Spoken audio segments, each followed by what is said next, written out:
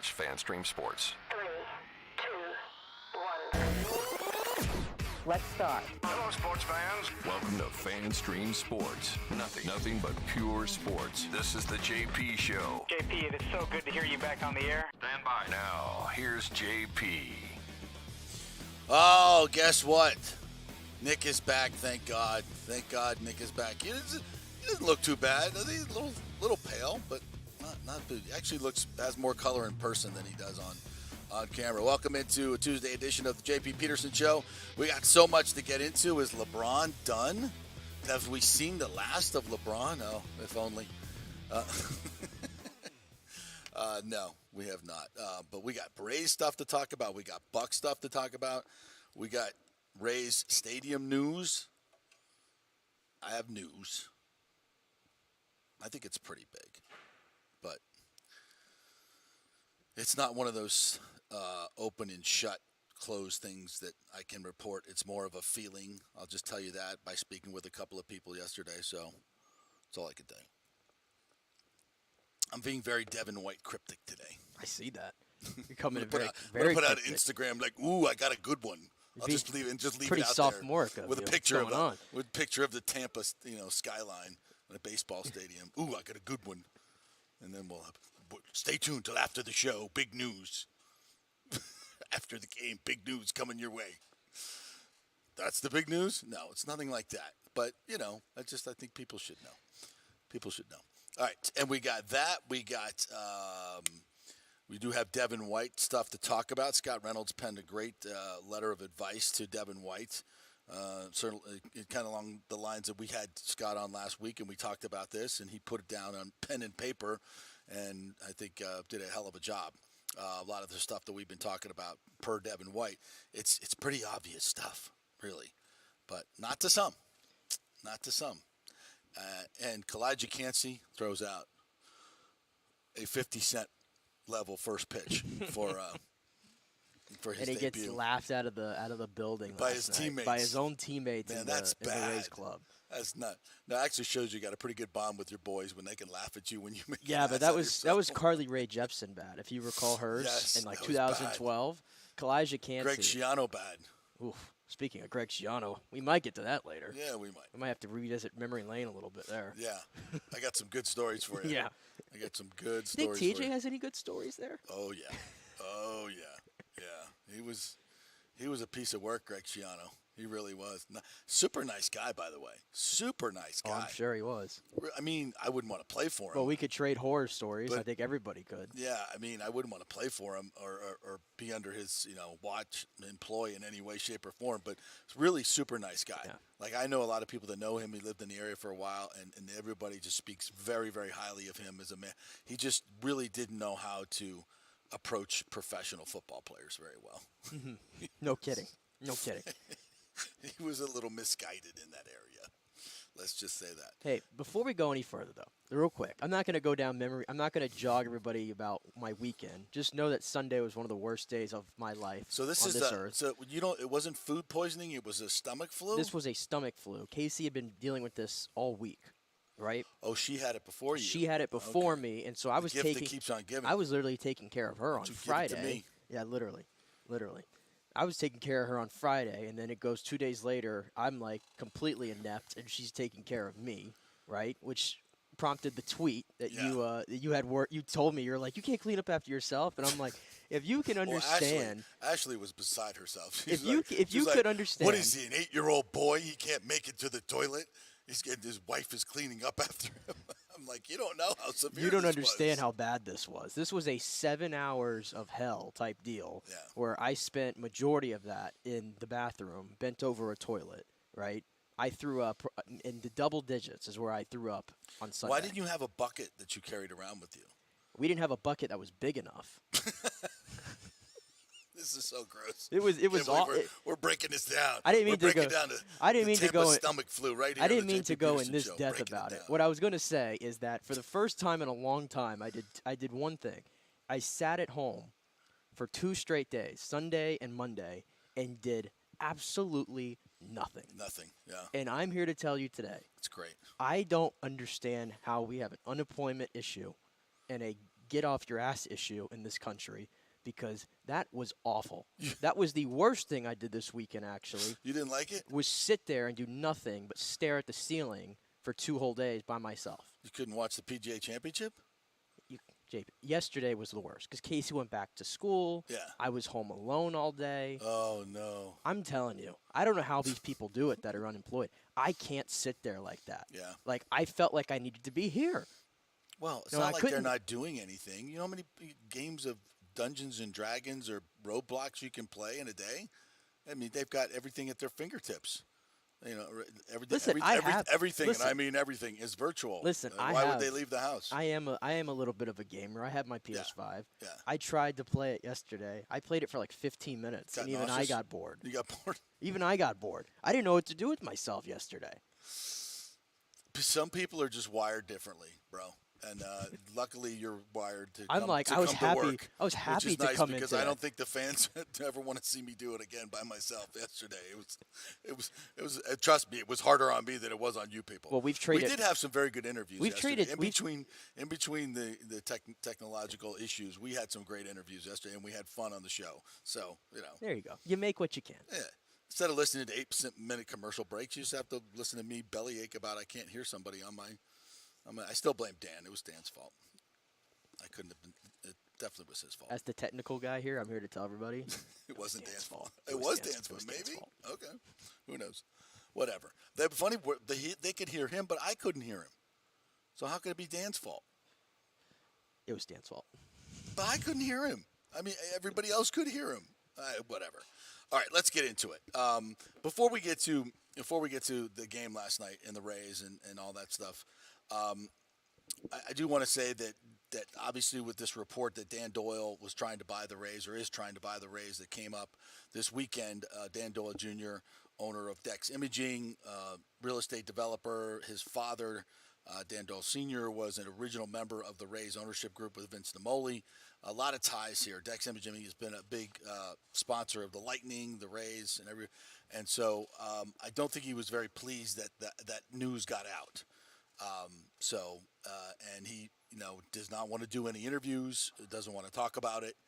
And my sense is that what the perceived price of the Rays are and what Stu Sternberg wants for them are two totally different things, like ridiculously different. And it just goes to show you how much money he's making. He's not going to sell this franchise for anything less probably than $2.5 billion because that's what people are now estimating the expansion fee is going to be, which is it's mind-boggling. It's absolutely mind-boggling. But that this franchise, this baseball franchise, and that's because of how much money it throws off and how much money can be made with a deal in Tampa. And that's where everything is focused. I'm just going to say I've talked to some good sources. That's all I'm going to tell you folks. And, I've had great sources on this from the very, very beginning. And I'll say it again, and we've said it before. The game that's being played in St. Petersburg is not the game you think it is. Ken Hagen said that a couple of months ago. That's been echoed to me by people in the know. And I'm just telling you, I've never been more sure that the Rays are going to build a stadium in Tampa. That's just my opinion. It's just my opinion, so take it for what it's worth. But the forces, I believe, that are working now, and this news of Dan Doyle trying to buy the team and have a local representation here with his partners, I think this is all very much going according to script by Major League Baseball, and they are in control of this process for a lot of it in terms of getting the team to Tampa. That is Major League Baseball's number one goal, and the folks in Hillsborough County are not going to give a blank check to the Rays like many of you think they should. Oh, there's no public money there. They don't want to give the Rays any money. No, they want to give them money.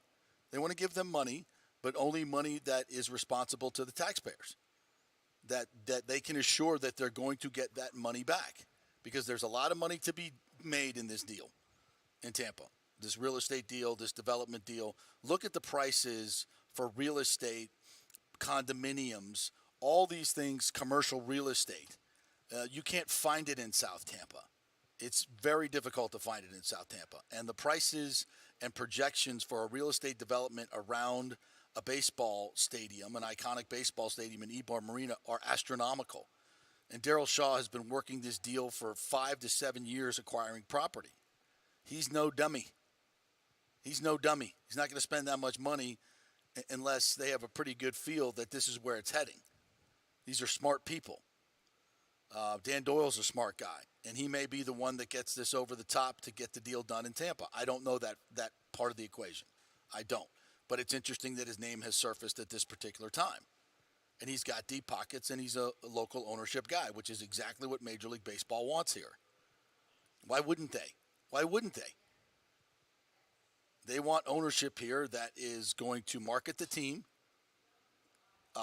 and be able to increase local revenues so the other owners don't have to continue to pay revenue sharing to a team that keeps kicking their ass in the standings. You think the other owners are enjoying this? No, they're not. And they're not doing it anymore because they know that this franchise is not a small market. They know that this franchise should be standing on its own 2 feet, with being the 11th largest media market and the 17th largest down the road. They know that the stadium location has always been the problem. It's the reason that the Rays weren't going to get a team until Vince Naimoli backed them into a legal corner to do so. That's and even after that, Bud Selig said shortly after the Rays were born, well, the stadium will eventually be in Tampa. He said that on the record. So to think that we've come to this crossroads 25 years in, and Major League Baseball is going to let this franchise make the same horrific mistake that they made in the beginning, you're crazy. You're crazy. And the fact that the Rays have not done a deal yet in St. Petersburg ought to tell you something. And, I'm sorry, Mayor Welch, but when you went out and gave the Rays and Hines, their partner, the development rights without guaranteeing they were going to build a stadium on that site, you lost. That was the point at which you lost. And they were never going to agree to it anyway, which is probably why you probably asked them a million times and they said no. No, no, no. But we'd like the development rights in case we might build in St. Petersburg. How about that? I mean, you're not. The only way you're going to get it done is with our help. So, we're holding all the cards here. So you can agree to give us the redevelopment rights, and we might build one here, or we're just going to definitely build one in Tampa. So, and he said, okay, we'll give you the rights. And please, we'll put a great deal together, and hopefully you'll take our deal. Nope. Unless the city wants to pay for the entire stadium, $1.2 billion, I think at some point maybe that would put it over the top. But even that's not going to come close to the amount of revenue, more revenue that this team is going to make over the next 30, 40, 50 years on the Tampa side, closer to Orlando, where all the growth is. So as a combination of reading the tea leaves and talking to people, that's what I'm telling you. And I could be 1,000% wrong, but that's what's going on in my gut, and I figured I'd tell you and just leave it at that. So we'll see. It's going to happen. We'll see what will play out. And, again, I could be dead wrong, but that's the way I'm reading everything right now. And I think I've never been more sure of it than I am today. Never.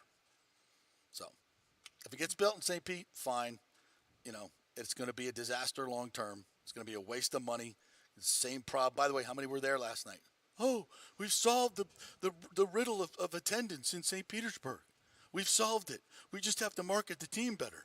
It's CJP. It's just been a matter, like you've been saying, they just need to market the team. Yeah, they do need to market the team, but you're never going to get in St. Pete what you're going to get in Tampa. Never. Never. Even with the most brilliant of marketing. Even the Savannah Bananas plays against them every night. It's just not going to happen. It's location, location, location. That's baseball. I don't make the rules, but that's what it is. And that's what, in money talks, follow the money. That's where the money leads you. Not to the short-term money. That's what everybody says. Oh, there's more money in St. Pete. Short-term, for the Rays and Stu Sternberg, short term, long term, it's Tampa. That's where the money, that's where you follow the real money. That's where the real money is. Way more premium seating, corporate seating, luxury boxes, other events, other teams, professional teams. You think it's going to be easier for the Rays to get an MLS team if they're playing in a 10,000 beautiful waterfront stadium down in St. Pete, or a beautiful iconic dome like in Georgia, like what they did with Atlanta, in the middle of a market of 2.4 million people and over 7 million people within an hour and a half? Yeah, that's a better MLS bid, I would think. So everything comes together over there, and I've never been more sure of it. Do we have any comments that I need to address here?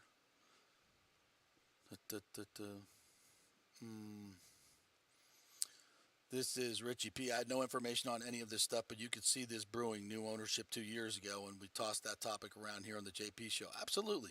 Yeah, we've been out front on this, I think.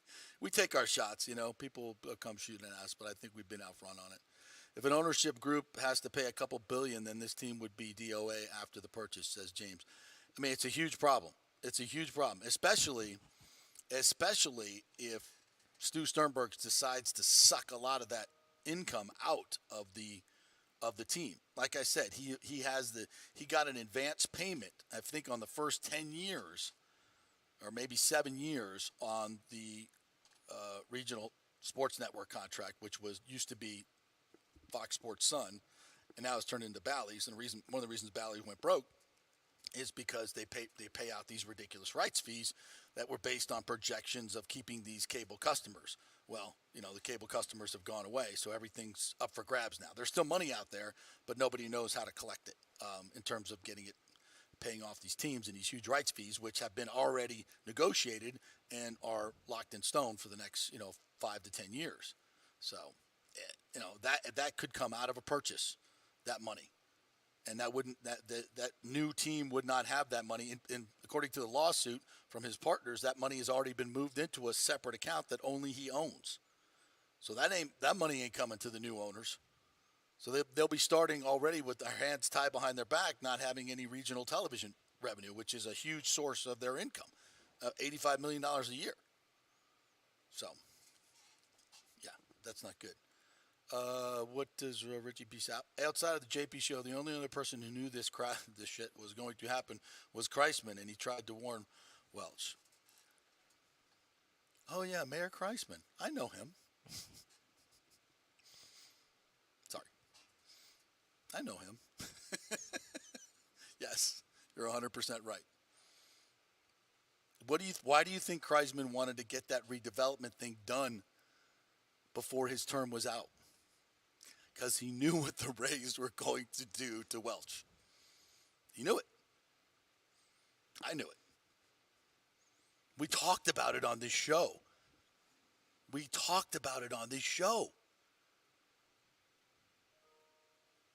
Everybody thinks it's Kreisman, or it's Baker, who was the other, Foster.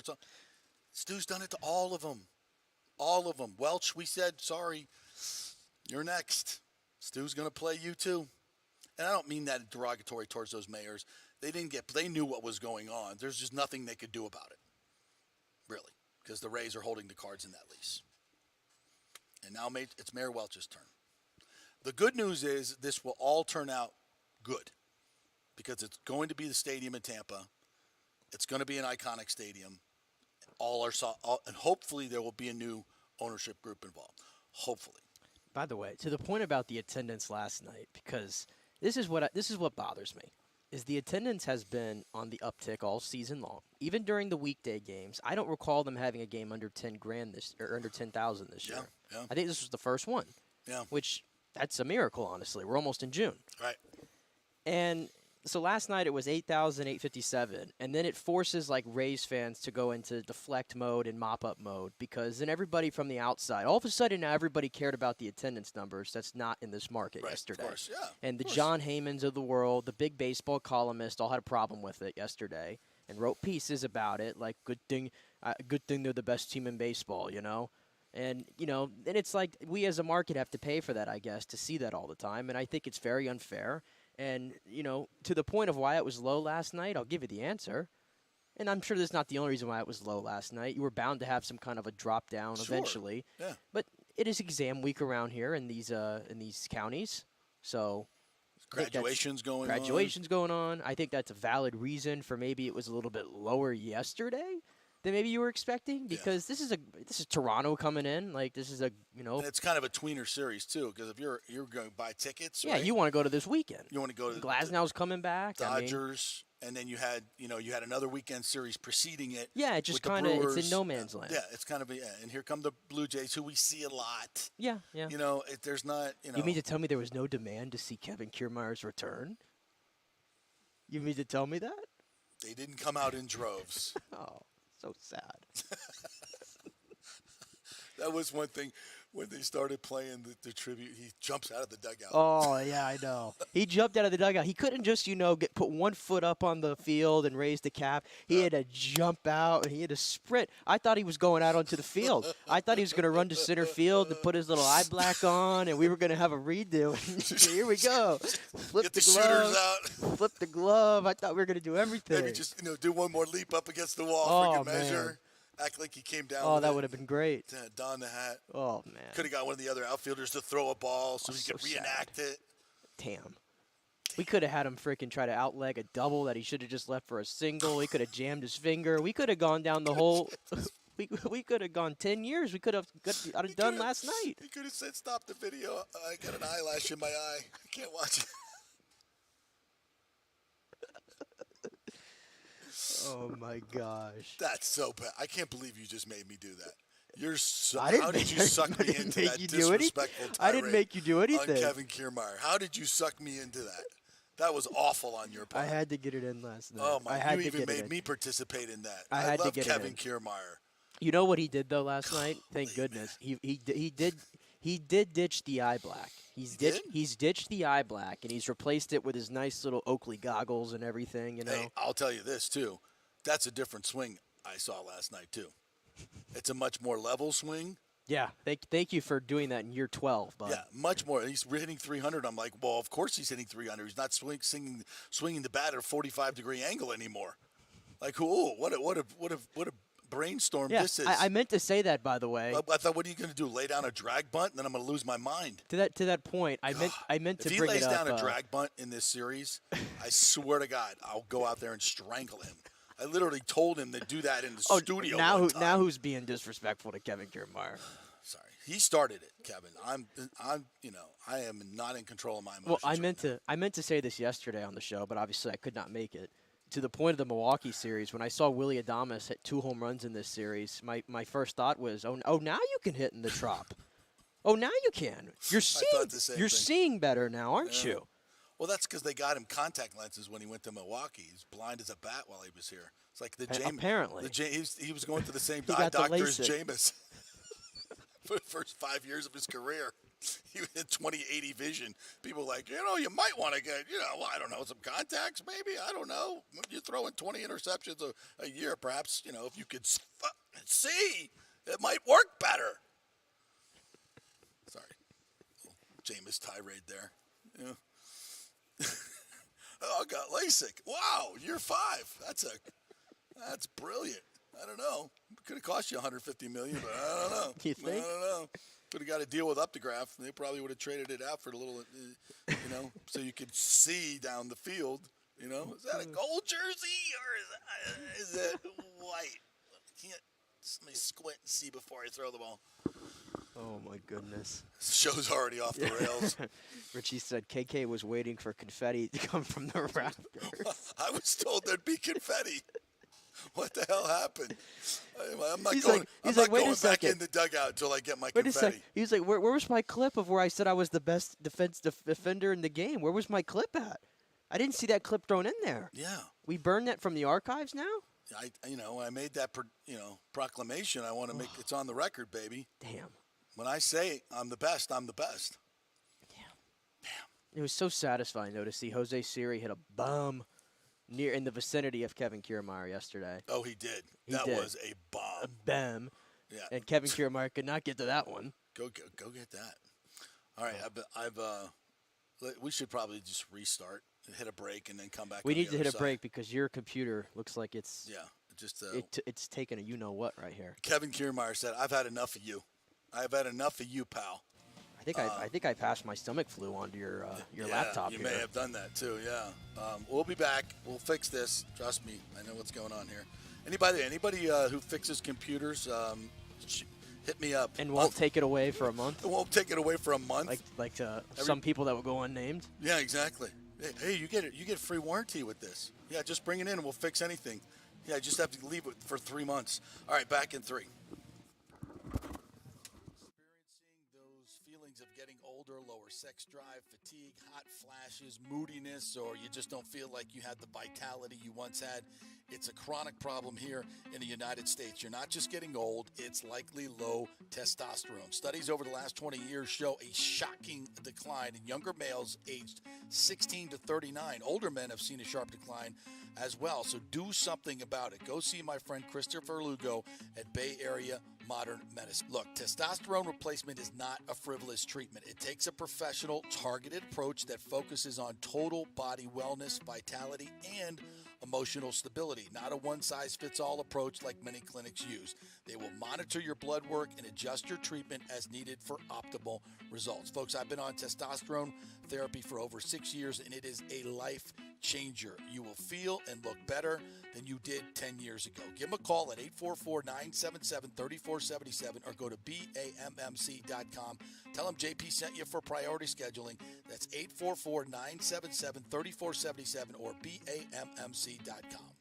JP here for the Jeeves Law Group. Have you been injured in an accident, in an auto accident, truck accident, motorcycle accident, at work, or at a place of business? Well, call the Jeeves Law Group and get the personal attention that you deserve. I made the mistake many, many years ago with going with one of the bigger law firms, the national law firms. And let me tell you, getting a call back from those folks was next to impossible.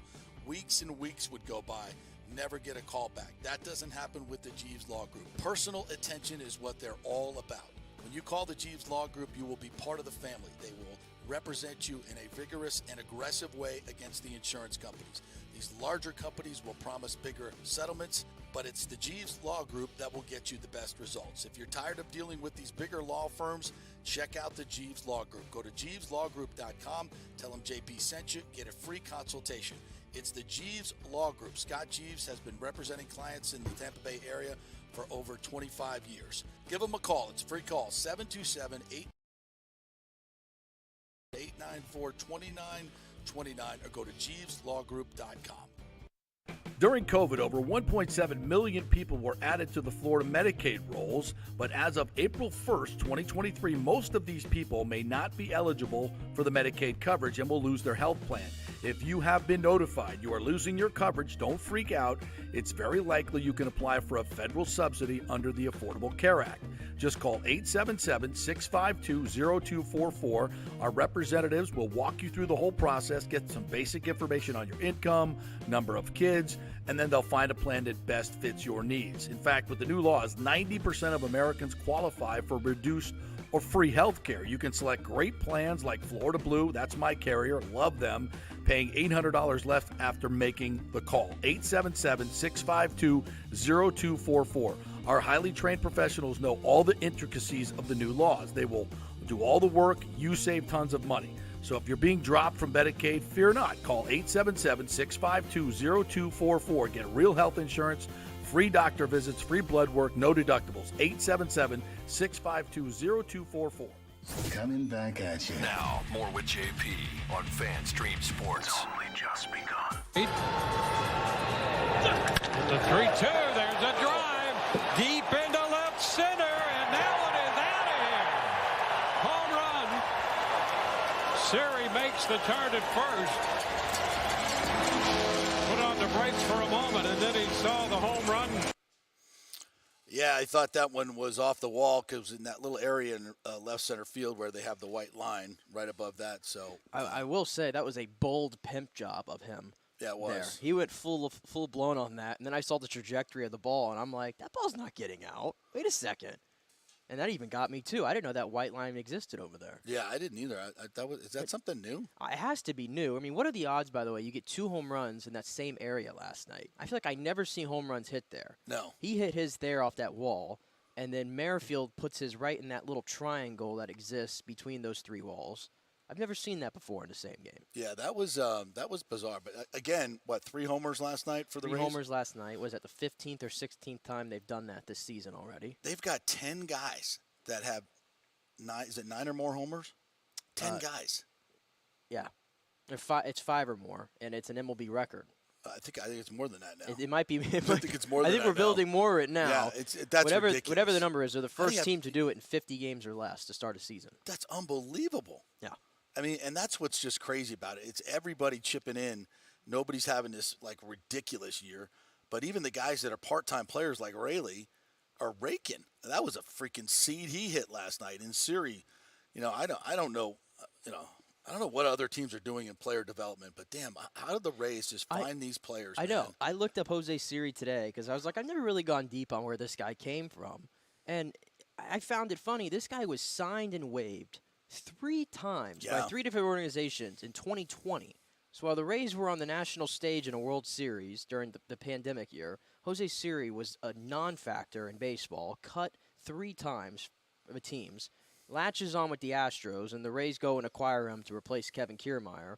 And yes, I know Mr. Kiermaier is having a good season and all that. Yeah. But I think we would take this trade off any day of the week with what we're getting from Jose Siri. Yeah. It's unbelievable. This is incredible what we're getting from all these guys collectively. And I'm still concerned about the pitching. I mean, even last night with Fairbanks on the hill, I was actually on with Peter Blake last night on his fine podcast, by the way. Check that out, the Sports Web, Peter Blake. And we were watching the game together on the air. And we're both like, oh, my God, Fairbanks, I just feel so Pete Alonso. It's not even funny. This is, oh, my God, now the tying run's on. Oh, my God. And then he gets the little dribbler back from, and, of course, with it was Bichette that was up, too. Yeah. That who's been a Rays killer. I'm like, oh, here we go. One hometown hero last week with Pete Alonso. Here's the next hometown hero going to walk it off on the Rays. Or not walk it off, but hit another. Toronto gives me like an uneasy feeling every time we play them. Yeah. I think that you can kind of say that about the entire AL East this year to a point. Ridiculous. They all give me that uneasy feeling. It doesn't matter how far ahead we are. Right. It feels like at any moment these teams can get back into it. Absolutely. And I had the same feeling yesterday with Toronto. We just don't have a confidence in our bullpen right now. And there were times when Fairbanks, and isn't that weird? Fairbanks went, 27 scoreless innings? 29. And suddenly we're now, Fairbanks. I mean, why?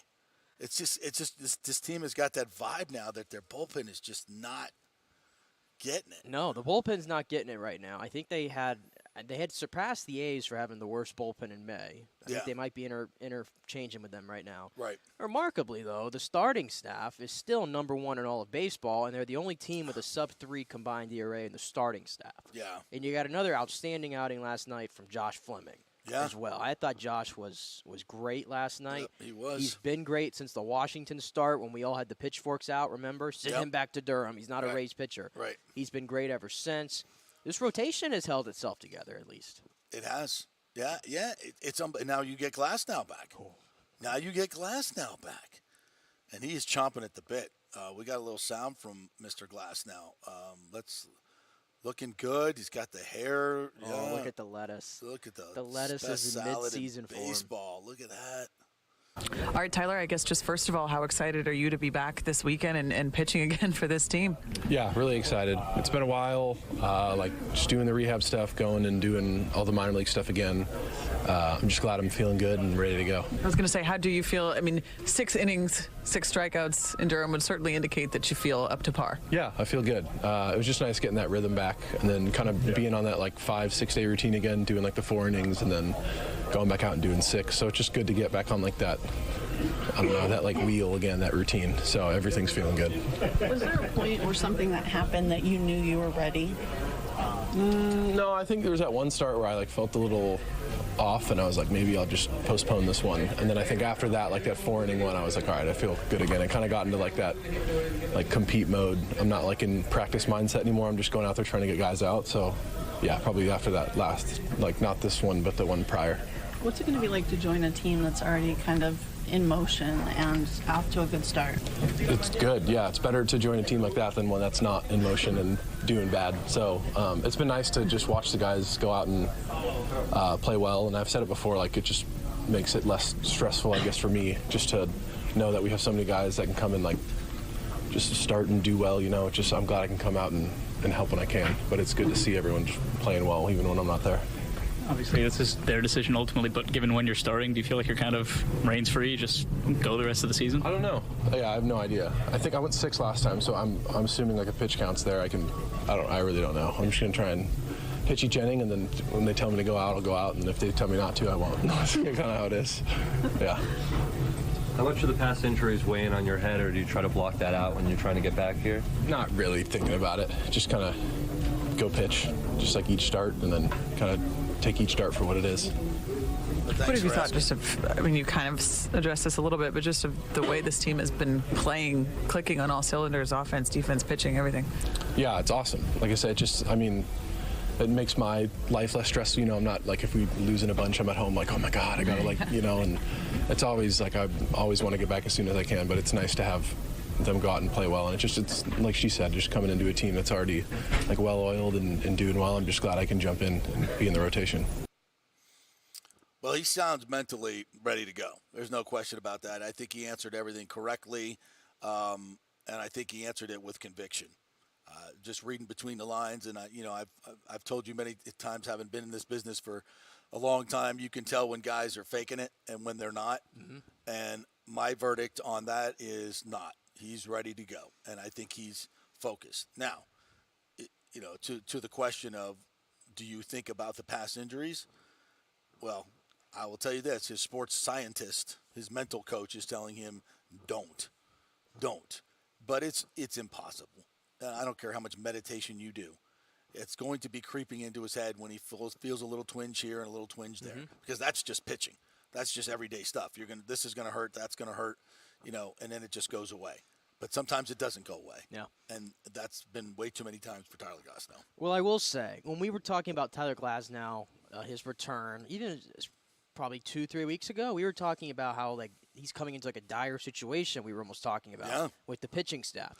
And it hasn't turned out that way. It has not turned out that way. I think it's a little bit of fool's gold right now. You think so? I do. Explain. Well, okay. Do you think we can continue this season with 2 starters, in essence? Well, who are the 2 starters? Eflin and McClanahan. They're the only ones that are giving you any significant innings at the beginning that are left. Taj hasn't done it. No, he's done it 4 times. He hasn't done it consistently. He's not done it consistently. I get you. I'm just saying, what do we know? What do we know? Guys that we know are going to give us 5 to 6, hopefully 7 every day. There's 2. You got 2. Fleming has done it in every start, I believe, since the Washington one. Albeit behind the opener, but that doesn't really bother me as much. Good point. And this is how they're piecing it together right now. He's in the minors right now, right? Because I think they needed some other arms in the bullpen. But I think Yanni Chirinos has been pretty impressive in that role. Well, that's how they've been piecing it together. Give you to that. That's why we're still winning baseball games. Yeah. My point is that cannot sustain itself. It's already creeped into draining the bullpen, like we saw on the road trip. When you're starting to loot, the bullpen guys are just they're already taxed. Yeah. Because they're eating up all these innings in the middle. So what I'm saying is, while it looks fantastic from the outside right now, it looks like a freaking mansion of gold right now when you look at the outside. But I'm saying inside, there's some cracks in the foundation. Because if Tyler Glasnow cannot come back and give you significant every year, you can't go through this season with 2 guys giving you 6 and 7 innings. Mm-hmm. Can Taj do it? Yeah, he could. But you're asking a lot of a young rookie who's never done it before. I know, but can Fleming keep pitching like this in Chirinos? Sure, they could. Chances are they're not that good, and they're just hot right now. Yeah, and you could throw Beeks in there as well. Exactly. So my point is, while this looks like a really beautiful mansion right now, this pitching staff, and it's freshly painted, there's some cracks. And if Glasnow can't do it, and we've had every indication that he can't on a consistent basis. Yeah. Okay. Are all these other things that Chirinos and Fleming and Taj Bradley, is that all going to continue to play out? Chances are in baseball, no. That's why I think Glasnow is the linchpin to the success of this team. If he stays healthy, if Glasnow stays healthy and gives you 6 to 7, 5, 6, 7 every 5 days and can go into the postseason with those three guys.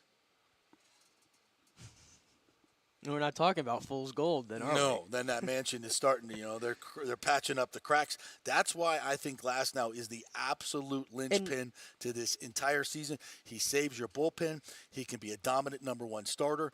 And when combined with those two other guys, with Shane and Eflin in a postseason series, you only need 3 really good starters in a postseason because it's so spread out. You got a chance to do something special. Without Glasnow, you only got 2. Well, here's another thing, too, and correct me if I've missed something, right, which is possible. I don't believe Drew Rasmussen has been announced for Tommy John. No, but he went right to the 60-day DL. Okay, he did, right? So he's going to miss a minimum of 2 months. But he hasn't had any surgery yet. Okay, I'm just saying. How many weeks are we removed from that injury? About 2? You can almost add him in potentially. I am in camp realism. I understand. Camp ifs and buts and candy and nuts. Okay? So my camp usually, even though it's somewhat boring and predictable, this is the way things usually go in baseball. But sometimes you get a full season out of Tyler Glasnow, or at least here on in. Mm-hmm. Okay, what are the chances? 50%, 80%, 90%? Of getting a full season out of Glasnow? For him pitching the rest of the way. Into the postseason. They flashed the graphic up right there. And mind you, if you pitch one full season in baseball as a starter, typically you're looking at like 32 to 35 starts. Right. He's been here since 2018. He's only started 50 games for the Rays. Total.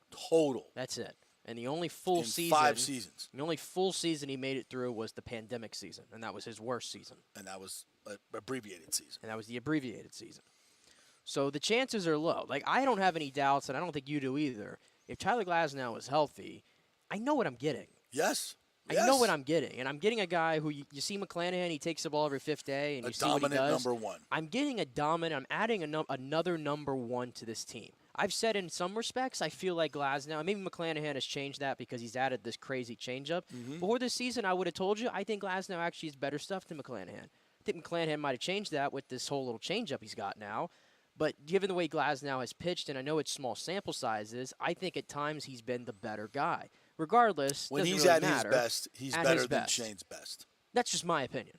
I think he's more dominant. I think it's But we're picking hairs here, though. Yeah. It's almost like a personal preference type of thing. Right. Regardless, it doesn't really matter. You have 2 ones based on dominant talent number ones. that are dominant. And I don't think we can overstate enough the importance of Zach Eflin to this equation. Because what a great pickup. If you think about Zach Eflin, what is he this year to the Rays? He is what they tried to get out of Michael Wacha and Rich Hill in 2021. He's Charlie Morton. He's Charlie Morton. There you go. He's what they tried to get out of Corey Kluber last year and failed to do because those guys were all just over the hill or the Rays just couldn't fix them, right? Mm-hmm. This is different. They were kind of good. This is Charlie. They have finally found their Charlie Morton, a right. guy a stopper. I call him. He's like a stopper. He can just go out there. He can eat innings, give you 7, pound the strike zone. Give up 2 runs, 3 max. Yeah, and that's fine. And with this offense, that's a win column and that's every fine. day. You can't overstate his importance to this whole ordeal. So, yeah, you got 3 guys right now. And just to add, kind of put a bow on this discussion, I think Neander has to go out and find one too. You got to get in this situation. Another starter? Yes. In this situation where you're off to the best start in history, you can't waste that start. You can't waste that start. You've got to, even if you're uncomfortable in what you got to give up. Mm-hmm. This is your Julien Brisebois moment. Your team has a chance to do it. They're all hitting on cylinders. Your team is ready to go. It needs a little bit of help, a little bit of tweak. If I've got to give up what I believe is a future arm to get a guy, and this guy may have significant salary, God damn it, Stu Sternberg, if you put the kibosh on anything because of salary, I swear to God, I swear to effing God, I'm going to go postal on your ass. I won't even know. We won't even know because it'll all happen behind closed, but I'll find out. I will find out. But I think he will. I think, or whoever's running the team now, I think they will definitely allow him to go spend that money, even if it's a guy that makes $14, $15, $20 million a year. I think that's doable. They owe it to this team. Damn right and they this do. and this start that they've You're had right damn now. right they do. They owe it to the fans. You've made your gazillions of dollars, Stu. You're going to cash out probably $2 billion profit. I think they're going to. Yeah, You've got to get uncomfortable sometimes. Yes. Right? The Lightning have been on the edge of being uncomfortable for years, and the reward is you get to be in the top of the food chain, right? Yes. And the Rays are pushing it right now. There's a lot of people that have doubts if they're going to be able to continue this in October, but you know what? If you can solidify some of these minor things, we're talking about minor things, and when it comes to the playoffs, it comes down to the nuts and bolts, right? Right. We're talking about minor things to put you over the top. And I'm talking an upper echelon starter here. I'm talking about one of the really good ones. Yeah, I'm not talking about going and picking up Madison Bumgarner on free agency. No, I'm not talking about that. It's not a bad idea. I mean, it's a terrible idea. If it costs you nothing. No, it's a terrible idea. Okay, all right, whatever. But I'm talking. They don't need to look at the trash heap. They got money. They didn't go out and spend the money you were going to spend on a left-handed hitter that you don't have to spend on anymore. Spend that money on a proven starter in the playoffs, a guy that we know can. Because think about it, even if Glasnow stays healthy, which he's not, and I don't mean anything bad about you, Tyler. I'm just going on history, but he could, even if he does, if he stays healthy, great.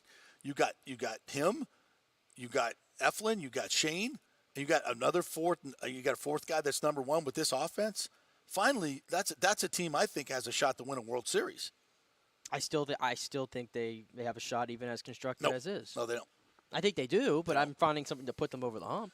Well, listen, they do. If you think everybody is going to stay healthy in the pitching staff, including Tyler Glasnow, the rest of the way, and they'll get some of these other guys back. I don't think. Well, that's fair. History tells me that's fair, and I know you have to pitch well in the playoffs, right? Don't forget about this. And I hate, I don't want to say it, but we got to be realists here. What happened to Shane at the end of last year?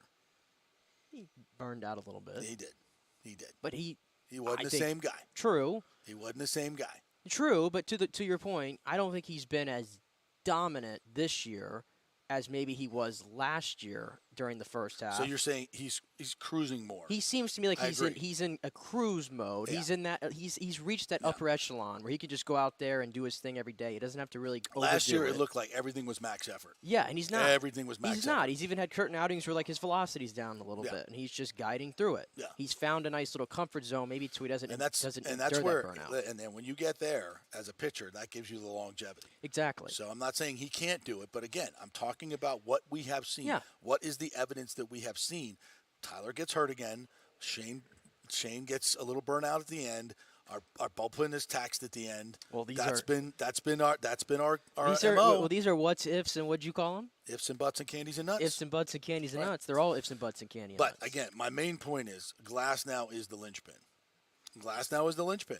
If he stays healthy, this team has infinite possibilities. If he doesn't, it just flows down to the bullpen, and we get what we've gotten for the last couple of weeks from the bullpen, which is not great. Yeah. Not great. So Thomas had a bad suggestion here. I'm sorry. He said Trevor Bauer redemption tour. No, he can stay in Shanghai with the Tigers where he's getting like beat around and stuff. I'm good. And the last thing I'm doing is adding that personality to my clubhouse. And Chapman, we've had the discussion about Chapman. No. Damn if he doesn't look great this year, throwing 104 again and all that, but is he the right fit for this clubhouse is the problem. There's too much there.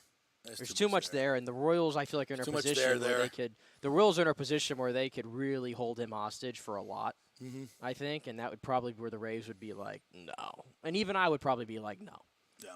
No, I agree. We can. There's other players out there. Yeah. It's early right now. It's very early. And we should never, ever, ever undersell, especially with the Rays, the importance of the clubhouse. It's a winning edge for them. So you don't want to bring somebody in who's going to even remotely upset that. No. And a guy with that kind of personality and name and star power, especially in the Latin community. Yeah, that's the thing too. You have to worry about adding people into this team right now. They're so close knit. Yeah, that would be a big ask. Sometimes, and I'm sure you've seen it around teams, that you bring in the wrong apple. And baseball is different because you guys are together closely for a long, long time, and for for weeks at a time, and you bring in somebody that doesn't mix and is a big personality and has a big entourage and all that stuff, no, I'm gonna say thanks, but no thanks. F it. Let's go get Ohtani. Oh. Sign me up. Trade the entire AAA roster. When we come back, what would we have to give up to get Ohtani? Golly, would that just be unbelievable? We're gonna solve every issue with one move. One player. You need a bat? For you need half a big left-handed bat? Check. But would you do it for half a season of his services? Check. Give up the farm to get him? For half a season? No, can't do it. May not need it. All right, quick break. When we come back, our thanks to the Jeeves Law Group, Bay Area Modern Medical Center, Italiano Insurance, the Golden Diamond Source, and American Mortgage Services. Thanks to all our great sponsors. We'll be back in 3.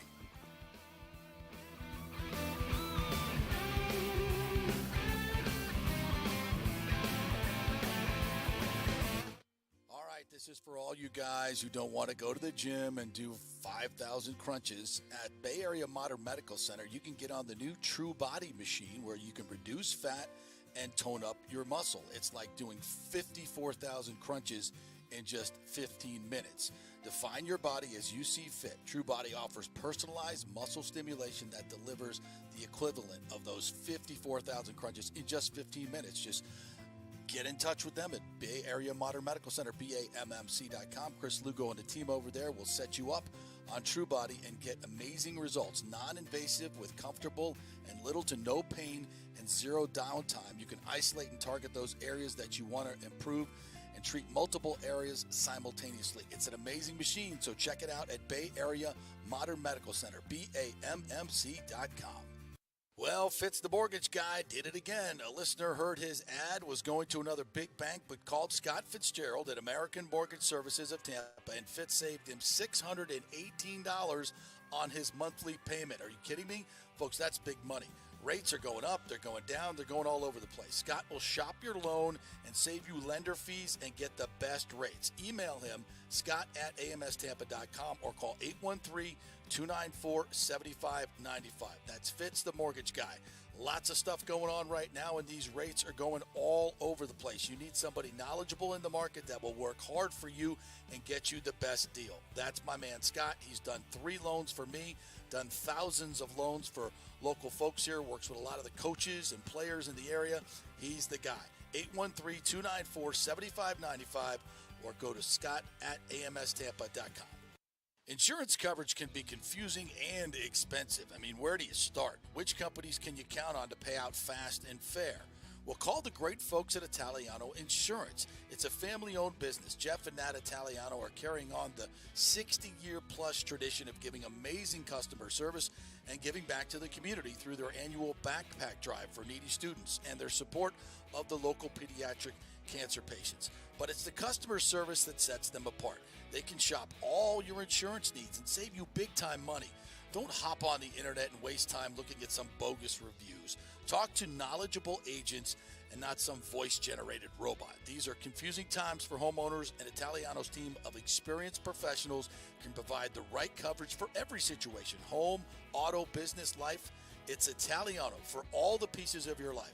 Call 813-877-7799 or go to ItalianoInsurance.com. During COVID, over 1.7 million people were added to the Florida Medicaid rolls, but as of April 1st, 2023, most of these people may not be eligible for the Medicaid coverage and will lose their health plan. If you have been notified you are losing your coverage, don't freak out. It's very likely you can apply for a federal subsidy under the Affordable Care Act.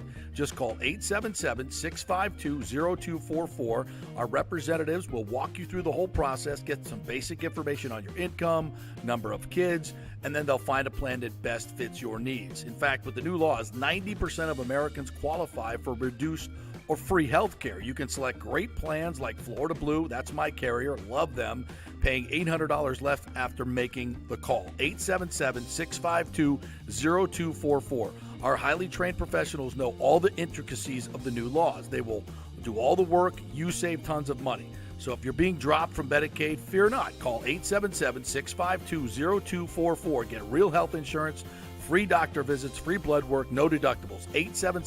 877-652-0244. Let's go. Right now, back to the show with JP on FanStream Sports. All right, welcome back to the JP Peterson Show here. We want to welcome in a new sponsor, Extravaganza Productions Incorporated, EPI. You've probably seen their purple logo at many events that you've gone to. They are, without question, the biggest event provider here in the Tampa Bay area. Over 33 years of creating and in producing conferences, meetings, special events, big sporting events like the Pro Padel League that I've been working on the weekends out there at the Sarah Vandenberg Complex. The setup that they have done out there, EPI Productions, is absolutely incredible with the big scoreboards, the courts, everything so pleasing to the eye as you walk in.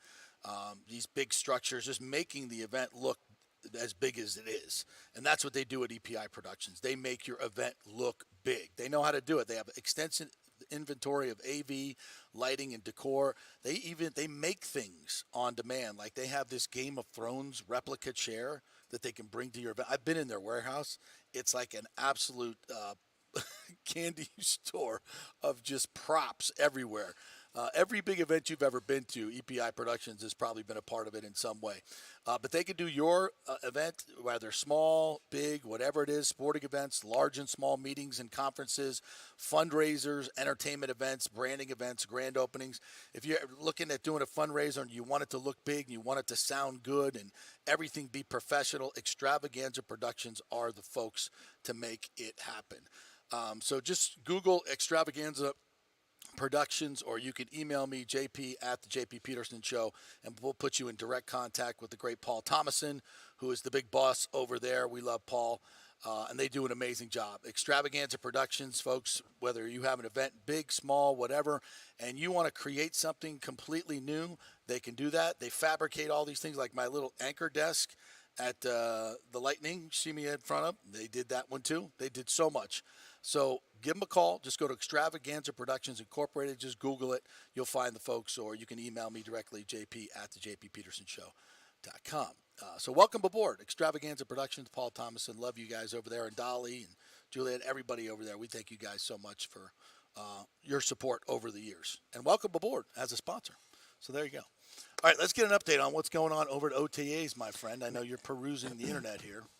I love this time of the year. We're so hungry for football that I will watch over and over the grainiest footage because the media. You're watching the Zapruder film of Baker Mayfield roll out and throw a pass. Yeah, and I've been watching it. This is like the fifth time I've watched it because they put the media furthest away from the quarterbacks by design. Yeah.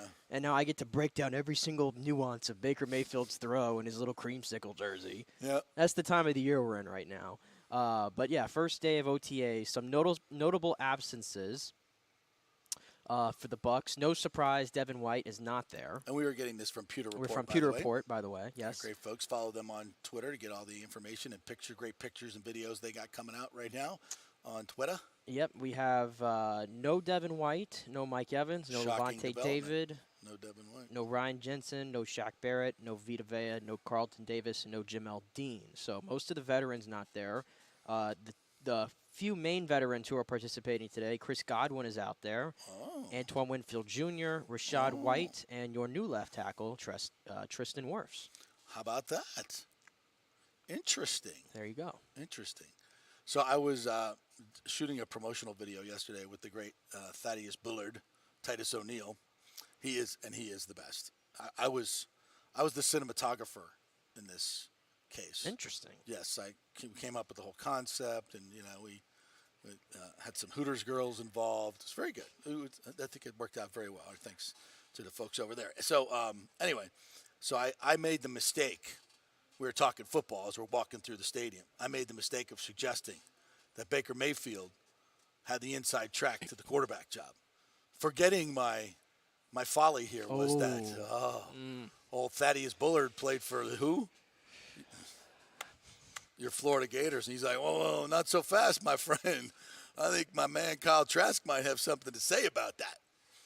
He was very big on the Kyle Trask beating out Baker Mayfield. Sure he is. And I had to tell him as politely as I could, or he'll body slam me.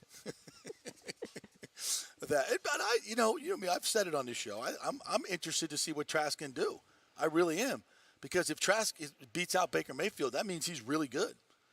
And he has. I don't understand how people just have completely written him off, like you. Just completely written him off. The guy throws for 4,800 yards in the SEC and 50 touchdowns, and we're just going to he's trash. To be honest. He's trash. To be honest, and I know this might sound like such a cop-out answer, but I'm just being honest. It's a feel thing. I know. You have no evidence. It's just You're very WFAN with this. I have no evidence. I have no evidence. Just my eyes. Don't call just me my out eyes. right now. No, I'm not saying it, but, I'm saying it. Some things you can just feel. I think that's a fair. Listen, sure. It's like me in the stadium. Well, a lot of information on that too, but some things not at liberty to I don't know. say. Some things you just feel. And Kyle Trask to me doesn't feel like the franchise quarterback. And unfortunately, Why? I don't. I have second round picks have never done that before.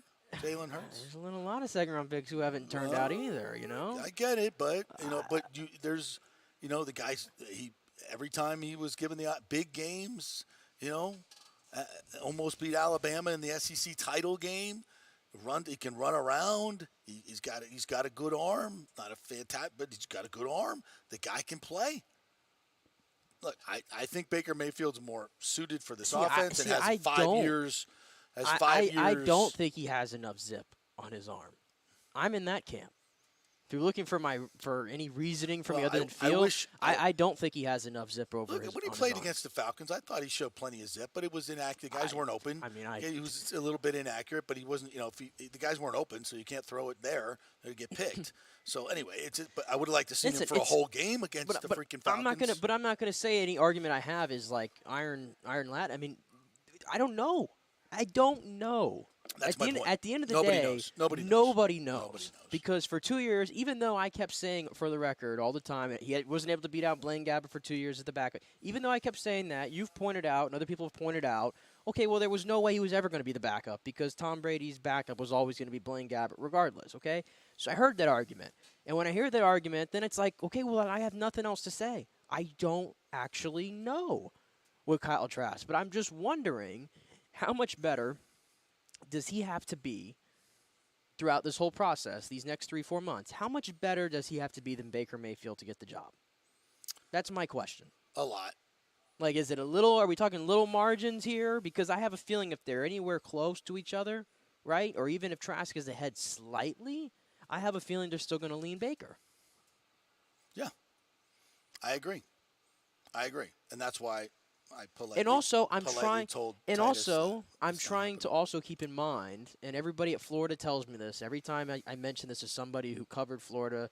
Well, you haven't seen him in the games, as he's a gamer, Right. I can tell you right now, at practice at Florida, there's a reason why he sat for years, because he wasn't a good practice player. That's correct. I'm mindful of that. I got it. But when you're evaluating this in your quarterback competition, I don't know how that helps Kyle Trask. Well, listen, the numbers say, 75, 80% of these quarterbacks flame out anyway.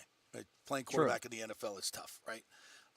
It's the toughest job in sports to be good at it. There's 15 people on the planet that can actually do it. That's it. With any degree of success, consistent success. It's not easy. Is he one of those guys? I don't know. Has he put up enough numbers in college and done the requisite things to be given a shot? Absolutely, 100%. Will he get that shot this year? I think he will. I think it'll be a fair shot.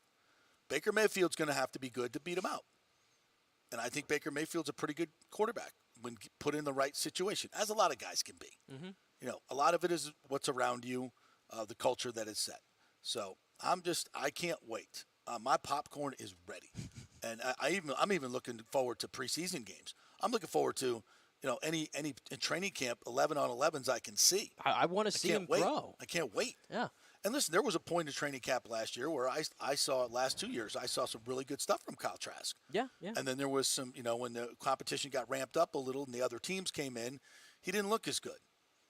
No. So you just don't know. But I've seen enough from him in practice to think, can he be an NFL quarterback? Sure, absolutely. To what level? And that's the question.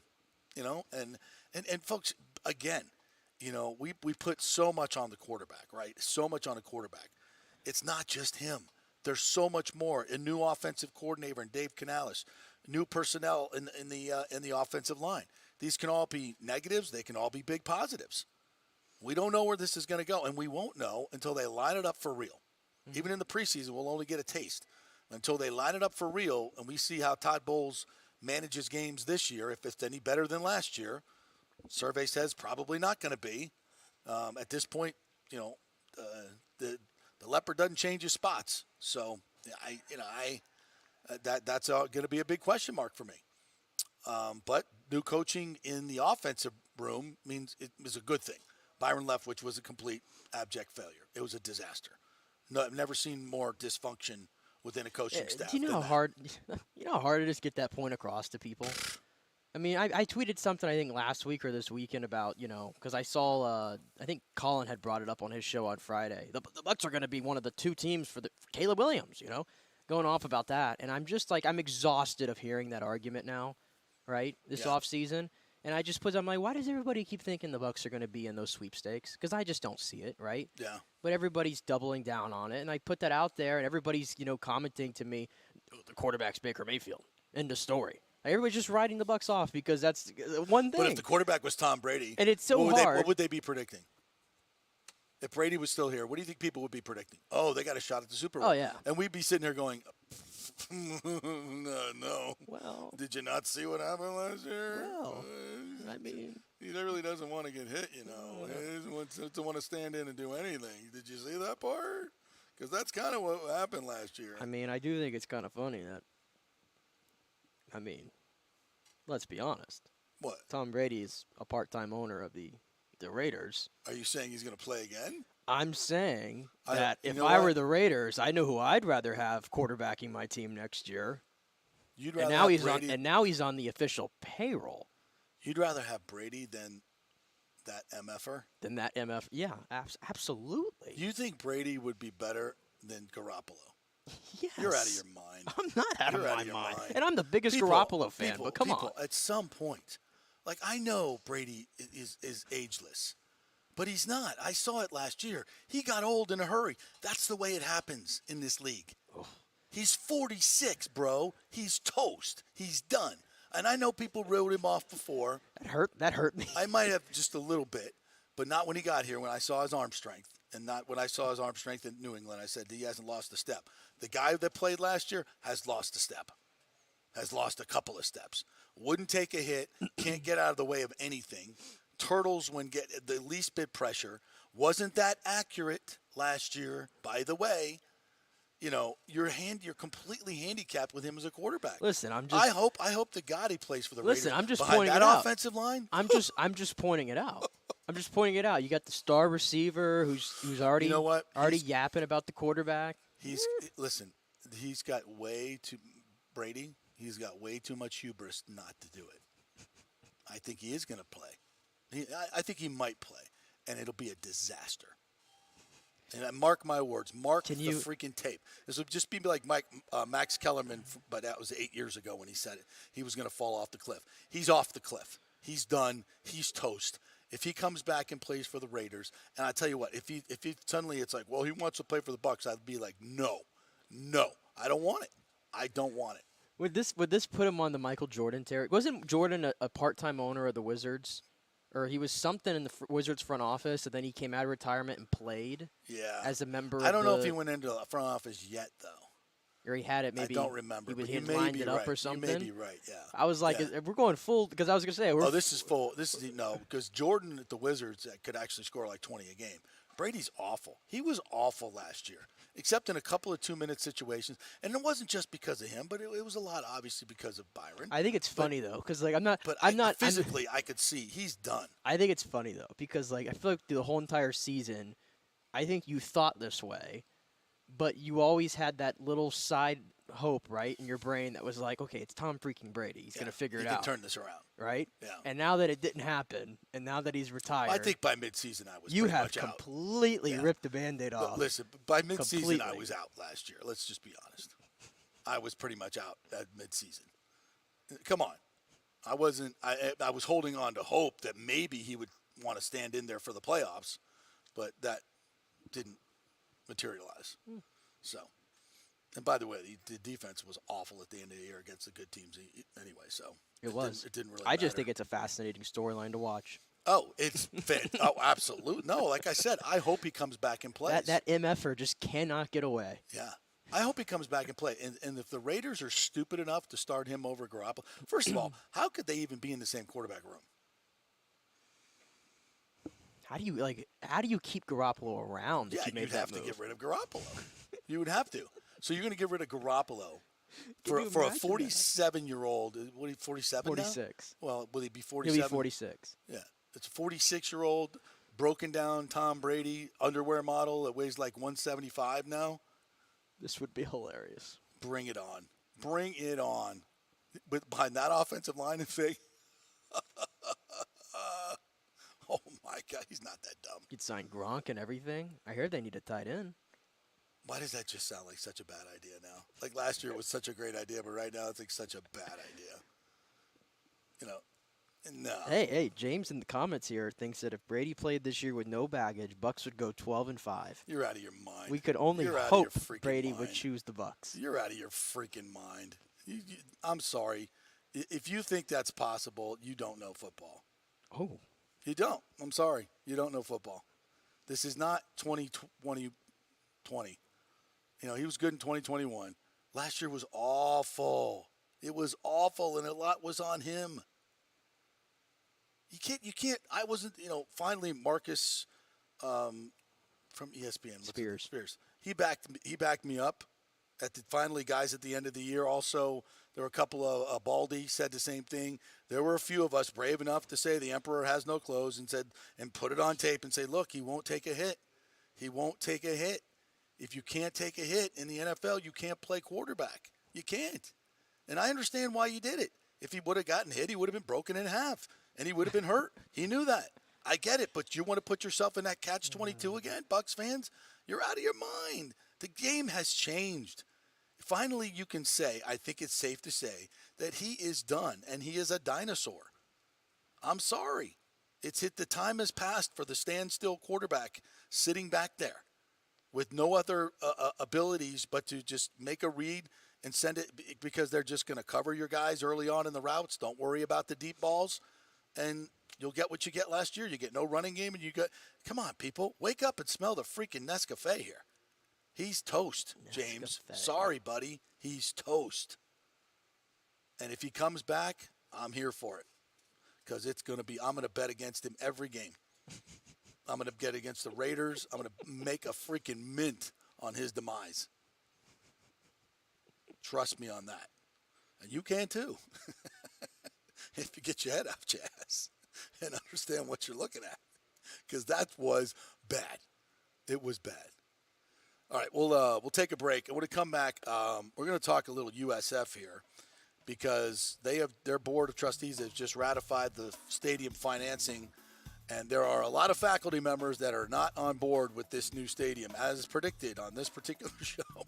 Yeah, the faculty members have no use for this stadium. And this is not unusual at other places, but at USF, it just seems right. We'll talk about it next. Insurance coverage can be confusing and expensive. I mean, where do you start? Which companies can you count on to pay out fast and fair? Well, call the great folks at Italiano Insurance. It's a family-owned business. Jeff and Nat Italiano are carrying on the 60-year-plus tradition of giving amazing customer service and giving back to the community through their annual backpack drive for needy students and their support of the local pediatric cancer patients. But it's the customer service that sets them apart. They can shop all your insurance needs and save you big-time money. Don't hop on the internet and waste time looking at some bogus reviews. Talk to knowledgeable agents and not some voice-generated robot. These are confusing times for homeowners, and Italiano's team of experienced professionals can provide the right coverage for every situation. Home, auto, business, life. It's Italiano for all the pieces of your life. Call 813-877-7799 or go to ItalianoInsurance.com. Well, Fitz the mortgage guy did it again. A listener heard his ad, was going to another big bank, but called Scott Fitzgerald at American Mortgage Services of Tampa, and Fitz saved him $618 on his monthly payment. Are you kidding me? Folks, that's big money. Rates are going up, they're going down, they're going all over the place. Scott will shop your loan and save you lender fees and get the best rates. Email him, scott@amstampa.com, or call 813-294-7595. That's Fitz, the mortgage guy. Lots of stuff going on right now, and these rates are going all over the place. You need somebody knowledgeable in the market that will work hard for you and get you the best deal. That's my man, Scott. He's done 3 loans for me, done thousands of loans for local folks here, works with a lot of the coaches and players in the area. He's the guy. 813-294-7595, or go to scott@amstampa.com. During COVID, over 1.7 million people were added to the Florida Medicaid rolls, but as of April 1st, 2023, most of these people may not be eligible for the Medicaid coverage and will lose their health plan. If you have been notified you are losing your coverage, don't freak out. It's very likely you can apply for a federal subsidy under the Affordable Care Act. Just call 877-652-0244. Our representatives will walk you through the whole process, get some basic information on your income, number of kids, and then they'll find a plan that best fits your needs. In fact, with the new laws, 90% of Americans qualify for reduced or free health care. You can select great plans like Florida Blue, that's my carrier, love them, paying $800 left after making the call. 877-652-0244. Our highly trained professionals know all the intricacies of the new laws. They will do all the work, you save tons of money. So if you're being dropped from Medicaid, fear not. Call 877-652-0244. Get real health insurance, free doctor visits, free blood work, no deductibles. 877-652-0244. JP here for the Jeeves Law Group. Have you been injured in an accident, in an auto accident, truck accident, motorcycle accident, at work, or at a place of business? Well, call the Jeeves Law Group and get the personal attention that you deserve. I made the mistake many, many years ago with going with one of the bigger law firms, the national law firms. And let me tell you, getting a call back from those folks was next to impossible. Weeks and weeks would go by, never get a call back. That doesn't happen with the Jeeves Law Group. Personal attention is what they're all about. When you call the Jeeves Law Group, you will be part of the family. They will represent you in a vigorous and aggressive way against the insurance companies. These larger companies will promise bigger settlements, but it's the Jeeves Law Group that will get you the best results. If you're tired of dealing with these bigger law firms, check out the Jeeves Law Group. Go to jeeveslawgroup.com, tell them JP sent you, get a free consultation. It's the Jeeves Law Group. Scott Jeeves has been representing clients in the Tampa Bay area for over 25 years. Give them a call. It's a free call, 727-894-2929, 727-894-2929, or go to jeeveslawgroup.com. Ladies and gentlemen, are you looking to lose weight or just lean up for bathing suit season where there are so many diets and chiropractors and weight loss clinics out there? You don't know where to start, right? We'll start at Bay Area Modern Medical Center. Chris Lugo, PA, and his professional staff will devise a personal plan for you that gets results and will help you keep the weight off. Everybody metabolizes food and supplements differently. Many of these other approaches are designed for the masses. So how's that going to work for you specifically? It's not. Chris will spend one-on-one time with you to find out what works best for you so the weight comes off safely without the use of harmful drugs and side effects.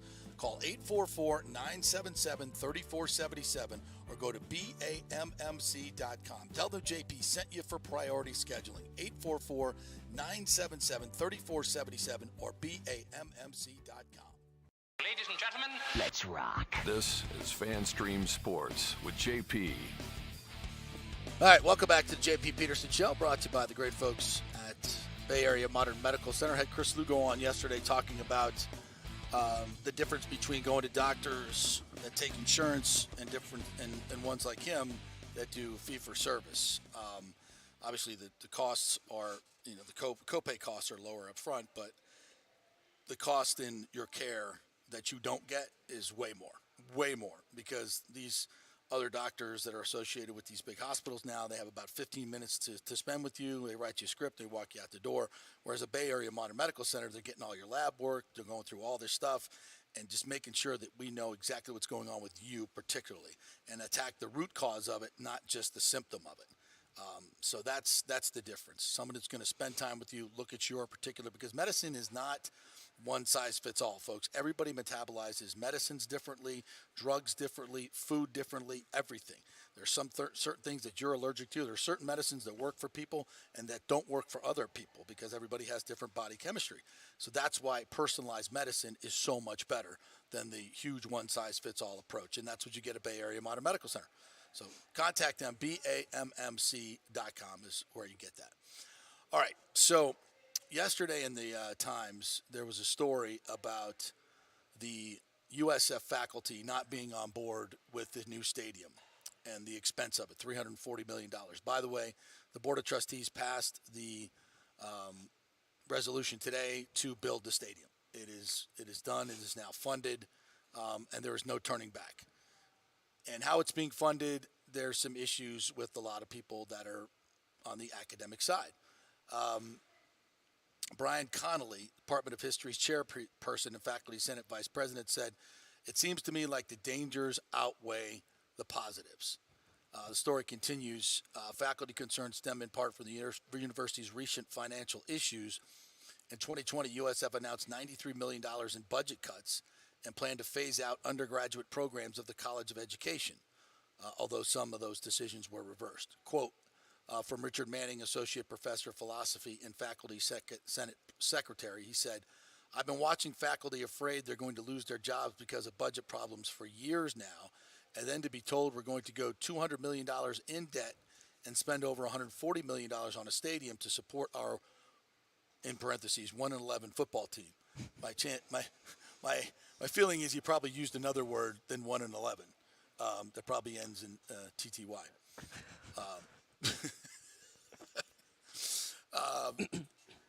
The scars are also fresh for Tim Boas, who fought the cuts during his tenure as Faculty Senate President. Quote, "Have we really made that much financial progress that we can afford to spend $340 million on a stadium?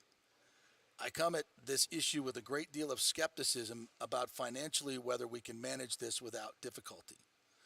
Now, some of us will look at this and say, and by the way, their projections are that, the stadium will bring in X amount of dollars, and the shortfall looks to be about $3 to $4 million right now. That basically they'll have to make up that operating revenue is not going to cover. At least these are the projections. So it's not like you're spending $340 million. They hope to get a lot of that back, like revenue that they don't currently get at Raymond James Stadium, like stadium signage and premium seating and all that stuff. They don't get that revenue. So they hope to make a lot of that back in the stadium. So, look, to me, though, and I know you're probably about to say something along the same lines, this is the same old at USF. You don't hear people talking about this stuff at Florida State, and Miami. And I'm not saying their fears are not well-founded. I'm not. Because, look, in my mind, these should be academic institutions. I'm taking a whole different, approach. To me, these should be academic institutions, and they shouldn't be funding stadiums and all this other stuff. I think you should have taken the football and basketball programs out of the universities long ago, made them professional entities that support the universities. It's a longer discussion, basically saying, let's stop the charade of sending these professional athletes into classrooms where they don't want to be and shouldn't be, okay? And just have these athletic departments support the universities. That's my own personal opinion. But that's a whole different dynamic. So we're working within this current dynamic, and this is typical USF. They don't ever act like they care about athletics, like the whole university is all in. This is the residue of Judy Genshaft. And again, you can have that argument that we shouldn't be funding football programs on universities, and that's probably what Judy would tell you. But the current system is what it is, and they never were serious about athletics. Never. Nope. That's why, right now, you could have, as your head coaches, Deion Sanders, and I'm trying to think. I'm not going to say Rick Pitino, but they could have really good coaches. They interviewed Mike Bray. Whatever. And they interviewed Mike Bray. And there's, I have it on good authority that Frank Martin would have come here last year.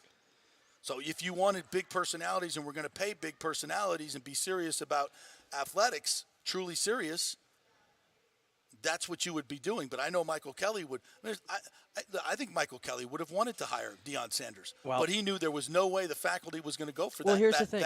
For that whole act that is Deion Sanders. All this article told me right here This is an unserious school. Exactly. You talk all the time about you can't get in the club, right? You always come at me with UCF. You're not in the club. USF can't even get in line for the club, okay, with this type of thinking. And I understand they're faculty members and they want to look out, but some of these quotes right here, and what's this guy, Connolly? His first name's not even worth saying. They're not going to take a loan out to hire more faculty. They're not going to take a loan out to build or repair old academic buildings. I worry the emphasis on a football stadium will detract from those kind of things. What kind of crap comment is that? Let me ask you, Mr. Connolly, where were these football players practicing before we built the indoor facility which opened up at the end of the year? Where were they practicing again? Jog my memory, please. Outside? Outside, like in the middle of everybody, where everybody could see. I could drive on Fowler and look to my right. Yeah. Not even like a gate or anything around them, right? Yeah. And you're trying to act like you're going to get expansion in college football and be taken serious that way, huh? Get with the program. You have to spend money to become a player in college football in the modern era. Welcome to the dance, people. And for these people to make some of these comments, and there's some other ones in here, this is a vanity project for the Board of Trustees. And maybe my favorite. I love Who did that come from? Manning, wherever he's at here. Again, I have no interest in putting their. I'm not saying he's wrong. It's not going to further the central academic mission of the university. No, it's not. I don't give a shit. Well, this is. I will say this. Go ahead, finish. Football runs most universities around this country now. That's how it works. Your football team eats, you all eat. And in my opinion, you build the money for the stadium, you're going to make a lot more off of it because of what you're doing right now. Whereas right now you're stuck in nowhere right now. You got a stadium that's 30 minutes away that has no atmosphere to speak of for college football that your own student base doesn't want to go to. And then you got a bunch of people all around the facility, and I don't think they're alone, by the way. This is only just like 4 faculty people that are mentioned. I have a feeling. They speak for a majority of the faculty. I have a feeling that Michael Kelly and everybody that's in charge of that athletic department is probably fighting the same uphill battle and has been doing it for a long time to get them committed to athletics. And this is the reason why. It's not just football. The entire state of USF athletics right now, if you were to go team by team, program by program, and women's and men's, it's all a disaster right now. Yeah, I saw I that can't whole, name outside of women's college basketball. That's right. I can't name you a single standout right now in that entire athletic program, men's or women's. It is an absolute train wreck right now, and it's fitting. It's really fitting. Yeah. And if I'm a USF supporter, these are the things that piss me off. How do you expect me to support and buy into this team when my own university won't do it? Well, I would say this to these academic people. I understand where they're coming from because that's always been the attitude at USF. It's always been academics first under Judy. And you can argue whether that's right or not, okay? But at what point have we gone past that already? But let me explain this to you. I showed up on Florida State's campus in 1981. Okay, at that particular point, they were 6 years removed from a 0-11 season and hired a guy by the name of Bobby Bowden and almost dropped their football program. Correct. Okay, and when I went there was a erector set of a stadium, looks very much like Bright House Field. Does not, I don't know what you call it now. Very much like just an erector set, old steel. That's all it was. It had I don't even know if the skybox was up yet on the student side. It had a little bit of luxury boxes, a really plain, old rundown press box at the top. They had just built the Moore Center, which is their new facility. And prior to that, we're working out of Tully Gym, I believe. I mean, it was nothing. It was worse than the way USF started, almost. They didn't have a professional stadium to play in. It was nothing. And the campus was pretty much, there hadn't been a whole lot of new buildings added in a long, long time on that campus. Okay, and that was 1981. They just, Bobby Bowden just went to back-to-back Orange Bowls. In my first year, they went to their second Orange Bowl. They started to become a national power. And they went through the early 80s and, had some good teams, not great teams while I was there, but some good. But they were beating some of the bigger teams. And they were starting to win even more. And then 1987 came, and they went to the Fiesta Bowl, and that started 14 years of top 5 finishes. 14 years of top 5 finishes, and they got into the ACC. They started building more. They started building more onto the stadium, and more skyboxes, more everything. They get into the ACC. Now they're in a big conference in football. Now they win a national championship in 1993. Okay, when I went there, if you had a 2.0 grade point average and an 800 SAT, you could get into Florida State. Today, academically, you need about a 1400 and about a 4.2 to get into Florida. I know. To get into Florida State University. So I would tell you, academic people, it doesn't happen overnight, but a football program, makes your university so much more public and desirable. They can get better students, who then beget better students, better programs, better academic standings, more money coming in from boosters. And look at the stadium now. It's chock full of classrooms. They have a film school in there. They have luxury boxes, the Letterman, whatever the hell they call that, the University Club, all these different things. It's like a pro stadium now. The facilities are just ridiculous for all the athletes. Brand new dorms everywhere, new classrooms, new everything. The place is absolutely incredible.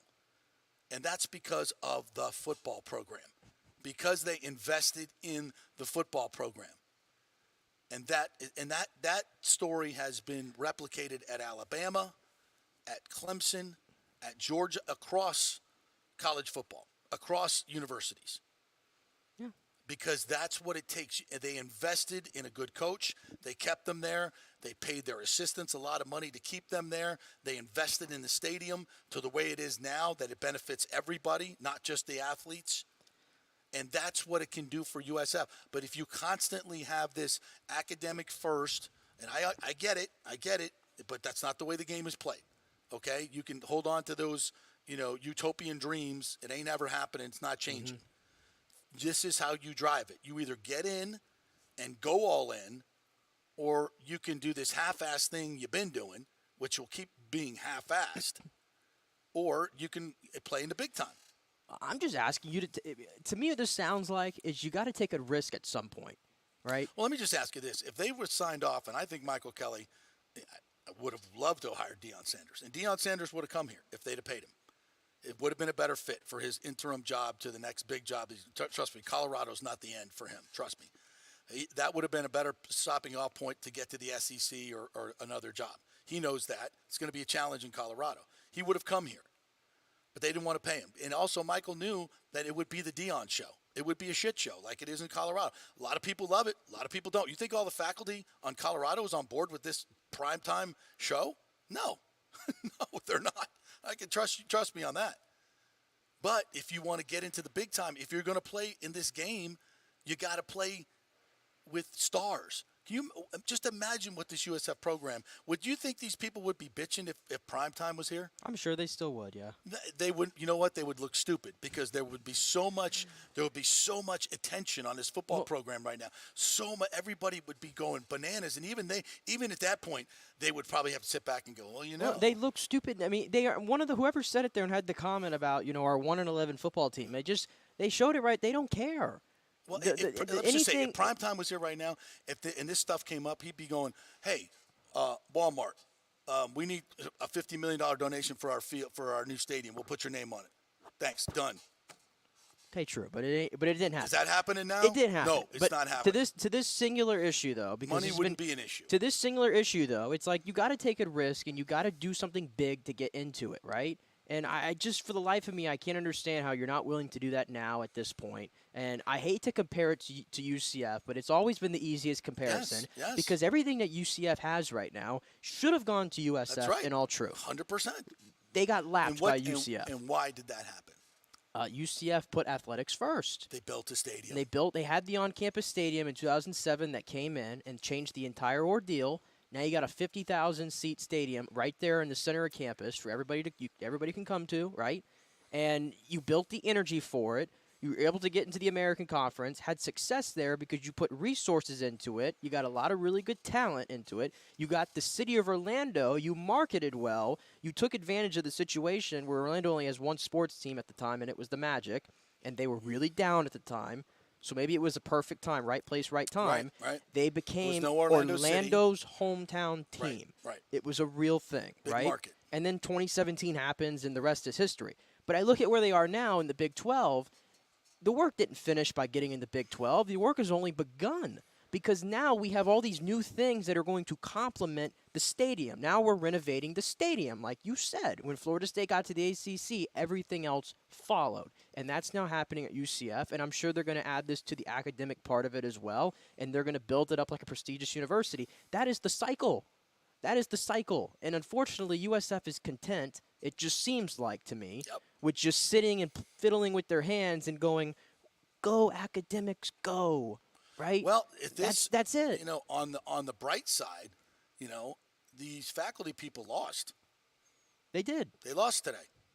Good. And so this is the first step of them being serious. You know, Michael Kelly's done a hell of a job renovating. He's doing his best. All the facilities over there.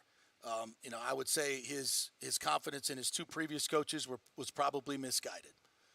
But he didn't want to just fire him again and start the cycle all over it. I get it. He was hoping to build a little stability. There was some feeling that maybe Jeff would get it right.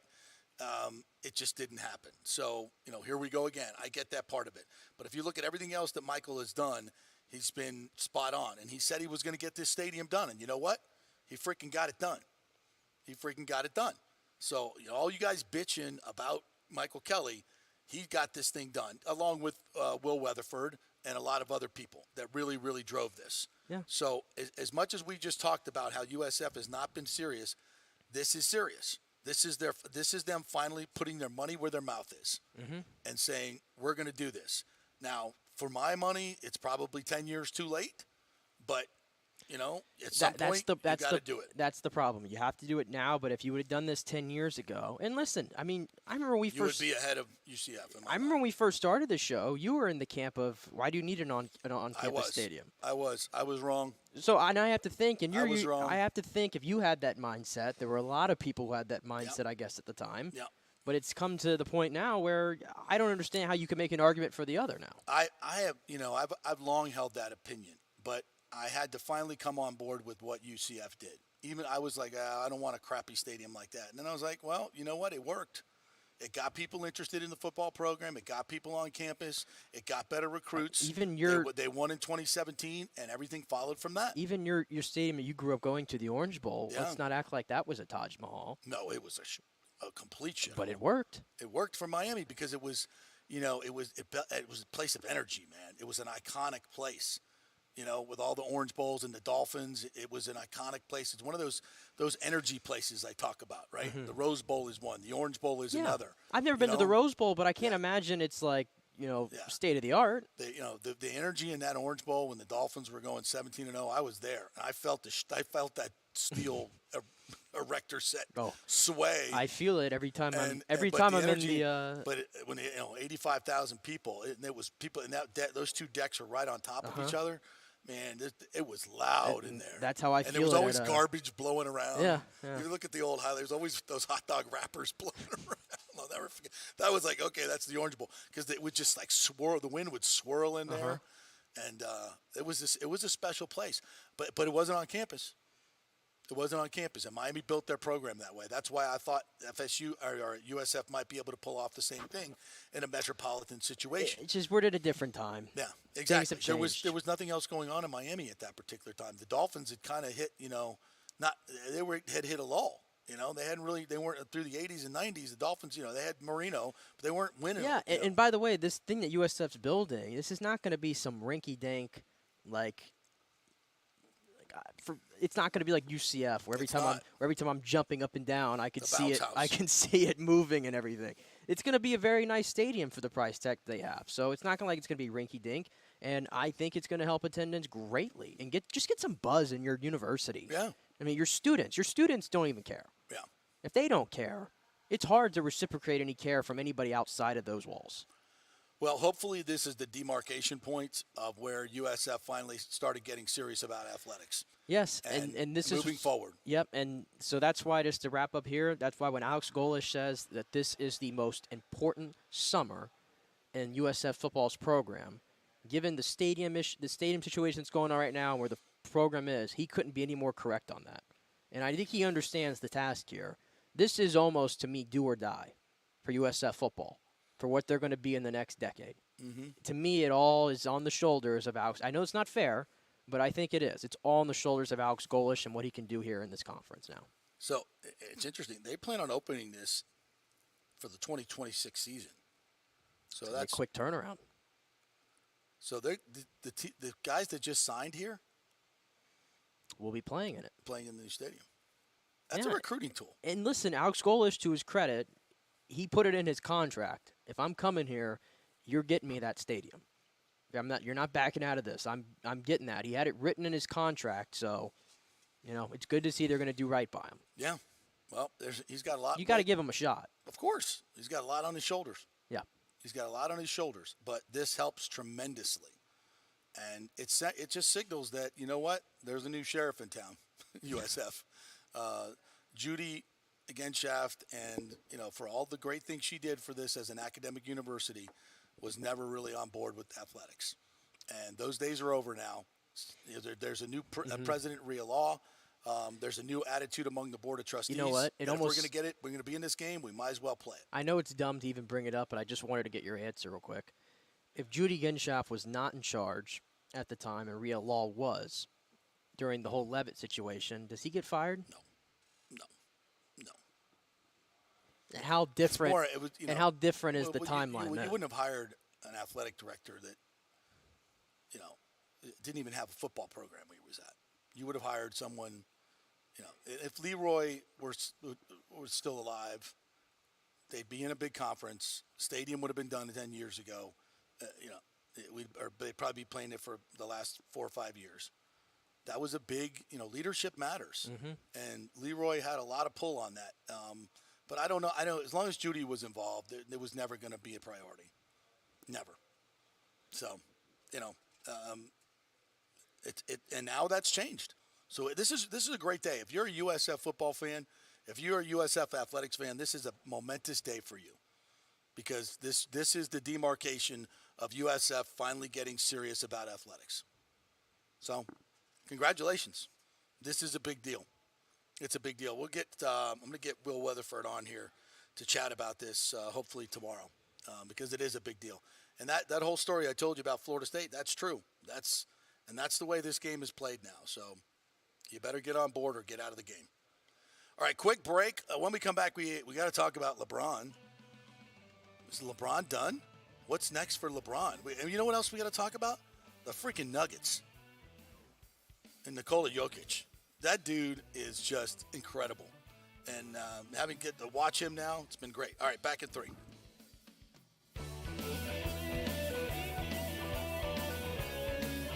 JP here for the Jeeves Law Group. Have you been injured in an accident, in an auto accident, truck accident, motorcycle accident, at work, or at a place of business? Well, call the Jeeves Law Group and get the personal attention that you deserve. I made the mistake many, many years ago with going with one of the bigger law firms, the national law firms. And let me tell you, getting a call back from those folks was next to impossible. Weeks and weeks would go by, never get a call back. That doesn't happen with the Jeeves Law Group. Personal attention is what they're all about. When you call the Jeeves Law Group, you will be part of the family. They will represent you in a vigorous and aggressive way against the insurance companies. These larger companies will promise bigger settlements, but it's the Jeeves Law Group that will get you the best results. If you're tired of dealing with these bigger law firms, check out the Jeeves Law Group. Go to JeevesLawGroup.com, tell them JP sent you, get a free consultation. It's the Jeeves Law Group. Scott Jeeves has been representing clients in the Tampa Bay area for over 25 years. Give them a call. It's a free call, 727-894-2929, 727-894-2929, or go to JeevesLawGroup.com. Ladies and gentlemen, are you looking to lose weight or just lean up for bathing suit season, where there are so many diets and chiropractors and weight loss clinics out there? You don't know where to start, right? We'll start at Bay Area Modern Medical Center. Chris Lugo, PA, and his professional staff will devise a personal plan for you that gets results and will help you keep the weight off. Everybody metabolizes food and supplements differently. Many of these other approaches are designed for the masses. So how's that going to work for you specifically? It's not. Chris will spend one-on-one time with you to find out what works best for you. so the weight comes off safely without the use of harmful drugs and side effects. Call 844-977-3477 or go to BAMMC.com. Tell them JP sent you for priority scheduling. 844-977-3477 or BAMMC.com. Insurance coverage can be confusing and expensive. I mean, where do you start? Which companies can you count on to pay out fast and fair? Well, call the great folks at Italiano Insurance. It's a family-owned business. Jeff and Nat Italiano are carrying on the 60-year-plus tradition of giving amazing customer service and giving back to the community through their annual backpack drive for needy students and their support of the local pediatric cancer patients. But it's the customer service that sets them apart. They can shop all your insurance needs and save you big-time money.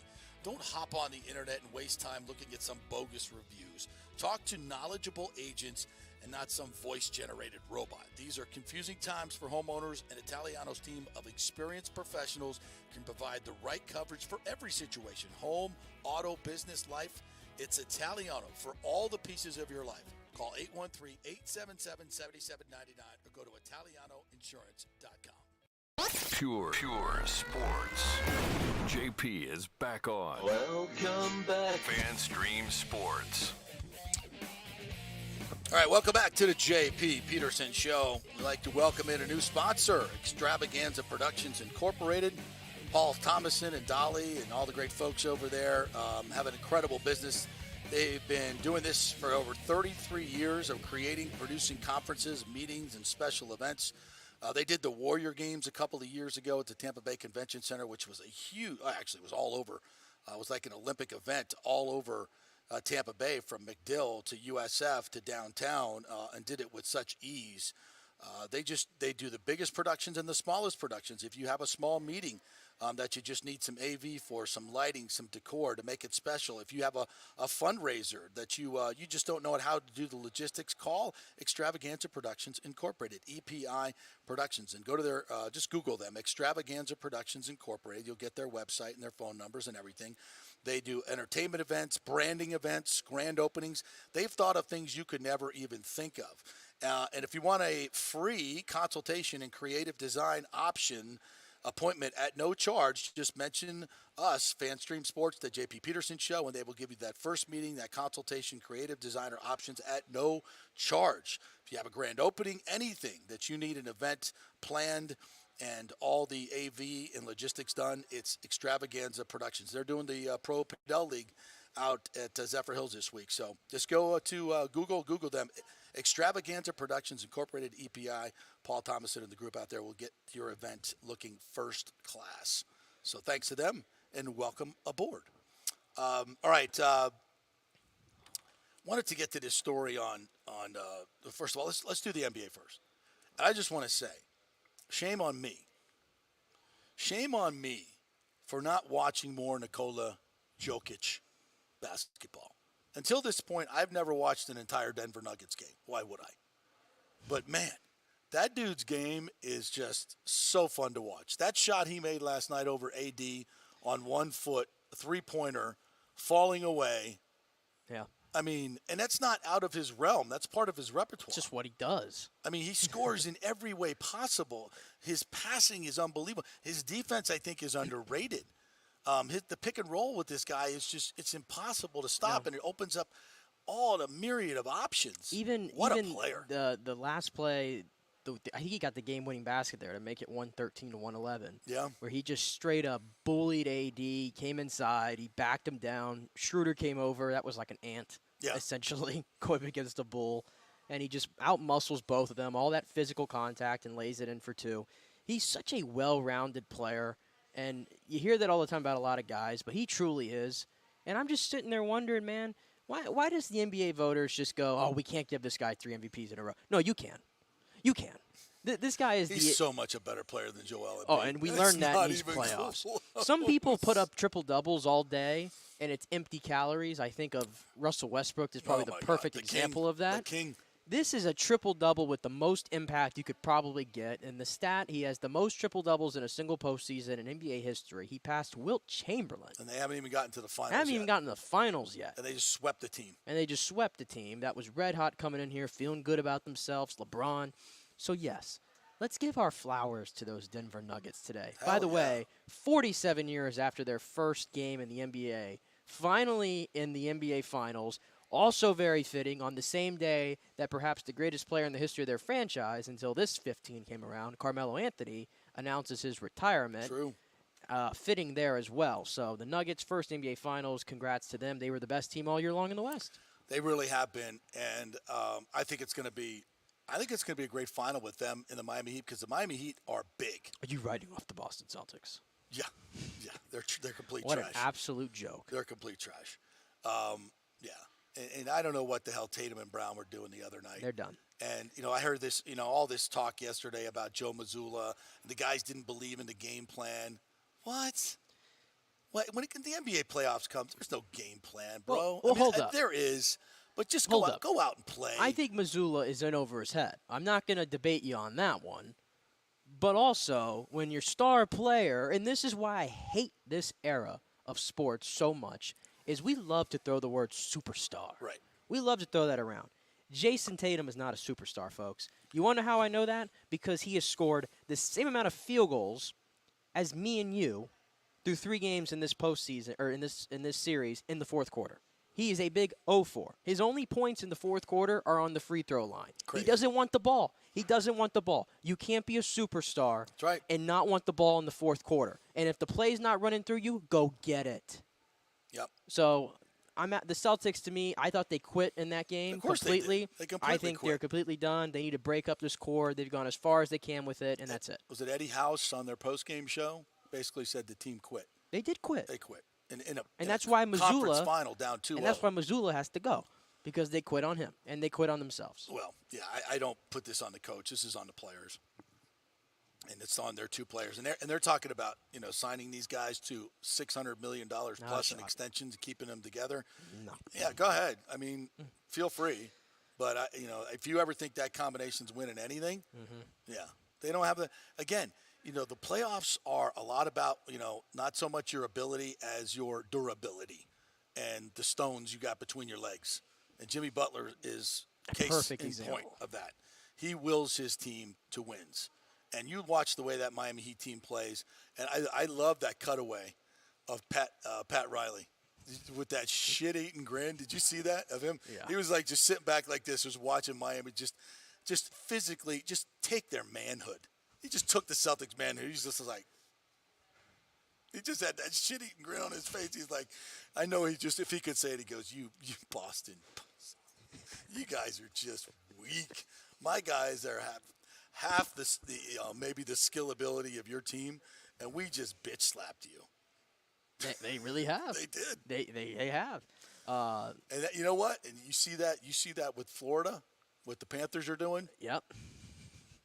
The difference between a Huberdeau and a Matthew Tkachuk. Oh, my goodness. You can skate around, do your little thing, and score a lot of points. Matthew Tkachuk's all business. Yeah. He's all business. No doubt about that. And last note about the NBA, we mentioned it, LeBron and his. And I'm glad we did the Nuggets first, gave them their flowers. Yeah, because I want to get them the flowers because I know today everything's going to be about LeBron and that's hell. After the game was all about LeBron. It's disgusting. Yeah, it's disgusting. I will say last night, regardless of whatever you thought about LeBron, I thought it was like his last valiant effort is what I felt that was. Yeah, he was so good in the first half. He really was, but unfortunately, and this was my takeaway really from LeBron and the Lakers in general, number one, they overachieved this year. This was a hell of a season for the Lakers, without question, considering what they were. Yeah. Right. Mm-hmm. And LeBron, I felt like he gave you every drop of what he had left last night. He did. He did. He left it all out there. He sure How do did. I know that? Because in the fourth quarter down the stretch, and I know I had this conversation about Tatum. This is different. Okay, LeBron's going to be 39 soon. Right. There was a few possessions, maybe even more. He just kind of found a corner and he was leaning over. You could tell. Yeah. LeBron, and I said this on Friday, by the way, when you weren't here. I have come to the conclusion LeBron has lost a step, not on his game, just stamina-wise. He has lost a step there, and that's okay to admit that. And part of his greatness, and a huge part of his greatness, was willing his team to win at the end of the games, where he had the energy to just take it to the rack against all five. Yep. I'm going to get to the rack. I'm going to elevate, and none of you mofos are going to stop me. And he doesn't have that anymore. Not and late that in the last game. possession last night was a perfect example of it. He said, they got him the ball in the right situation. He said, I'm going to the hole. And Gordon and Murray were there, and they said, sorry, old man. It's not your time. Your time has passed.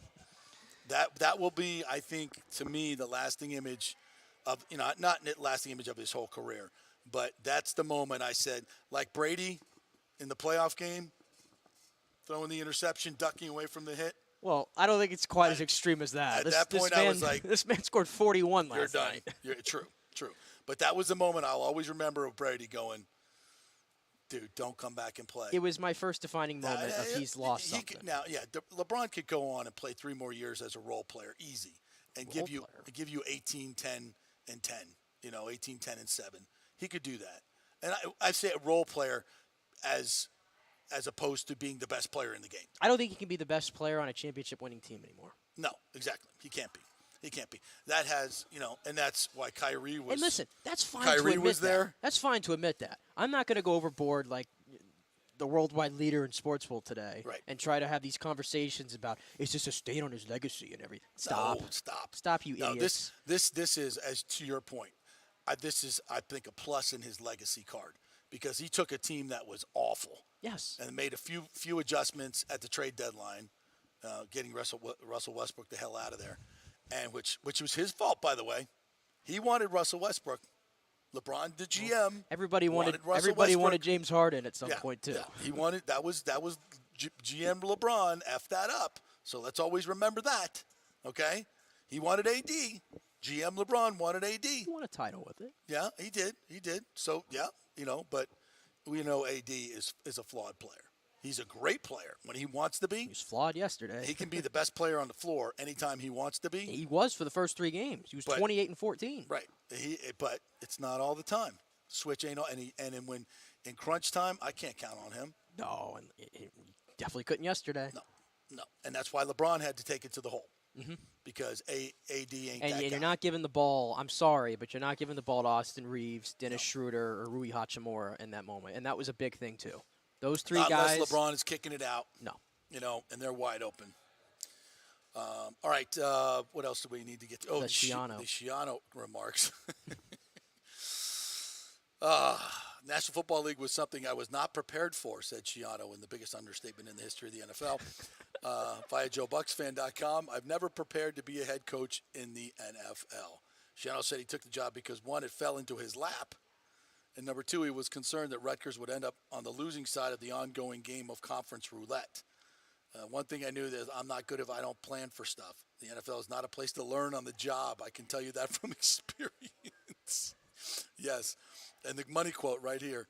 The moment of extreme regret when Schiano learned that Rutgers had received an invitation to the Big Ten. Quote, I was sitting in my office in Tampa, palm trees blowing outside the window. People would say, it doesn't get any better than that, right? They called me from Rutgers and said, guess what? We just got invited to the Big Ten. I did my best to be excited for them, but I hung up the phone and literally started crying because that's what I dreamt of. I dreamt of Rutgers being in the Big Ten, but the only part of their dream that was missing was I wasn't the head coach there. Of course, he is now, and, all his term. But as a Buck fan, to know that as a Buccaneer fan, to know that your head coach is pining in his office because he wants to go back to shitty Rutgers. Was it that? Think about that for a second. Was it that bad over here? Holy. Think about that for a second.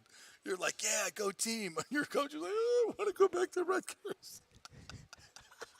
Oh, my God. What a slap in the face. Wow. What was Rutgers in? What were they? What were they in the Big East at the time or whatever? Yeah. Wow. Yeah. So much for toes on the line. Toes on the line. And dude he'd have his ham and cheese omelet had to be delivered to his room at the exact time, not a minute before, not a minute after. He seems like one of those psychos. Had to be warm, a certain amount of degree.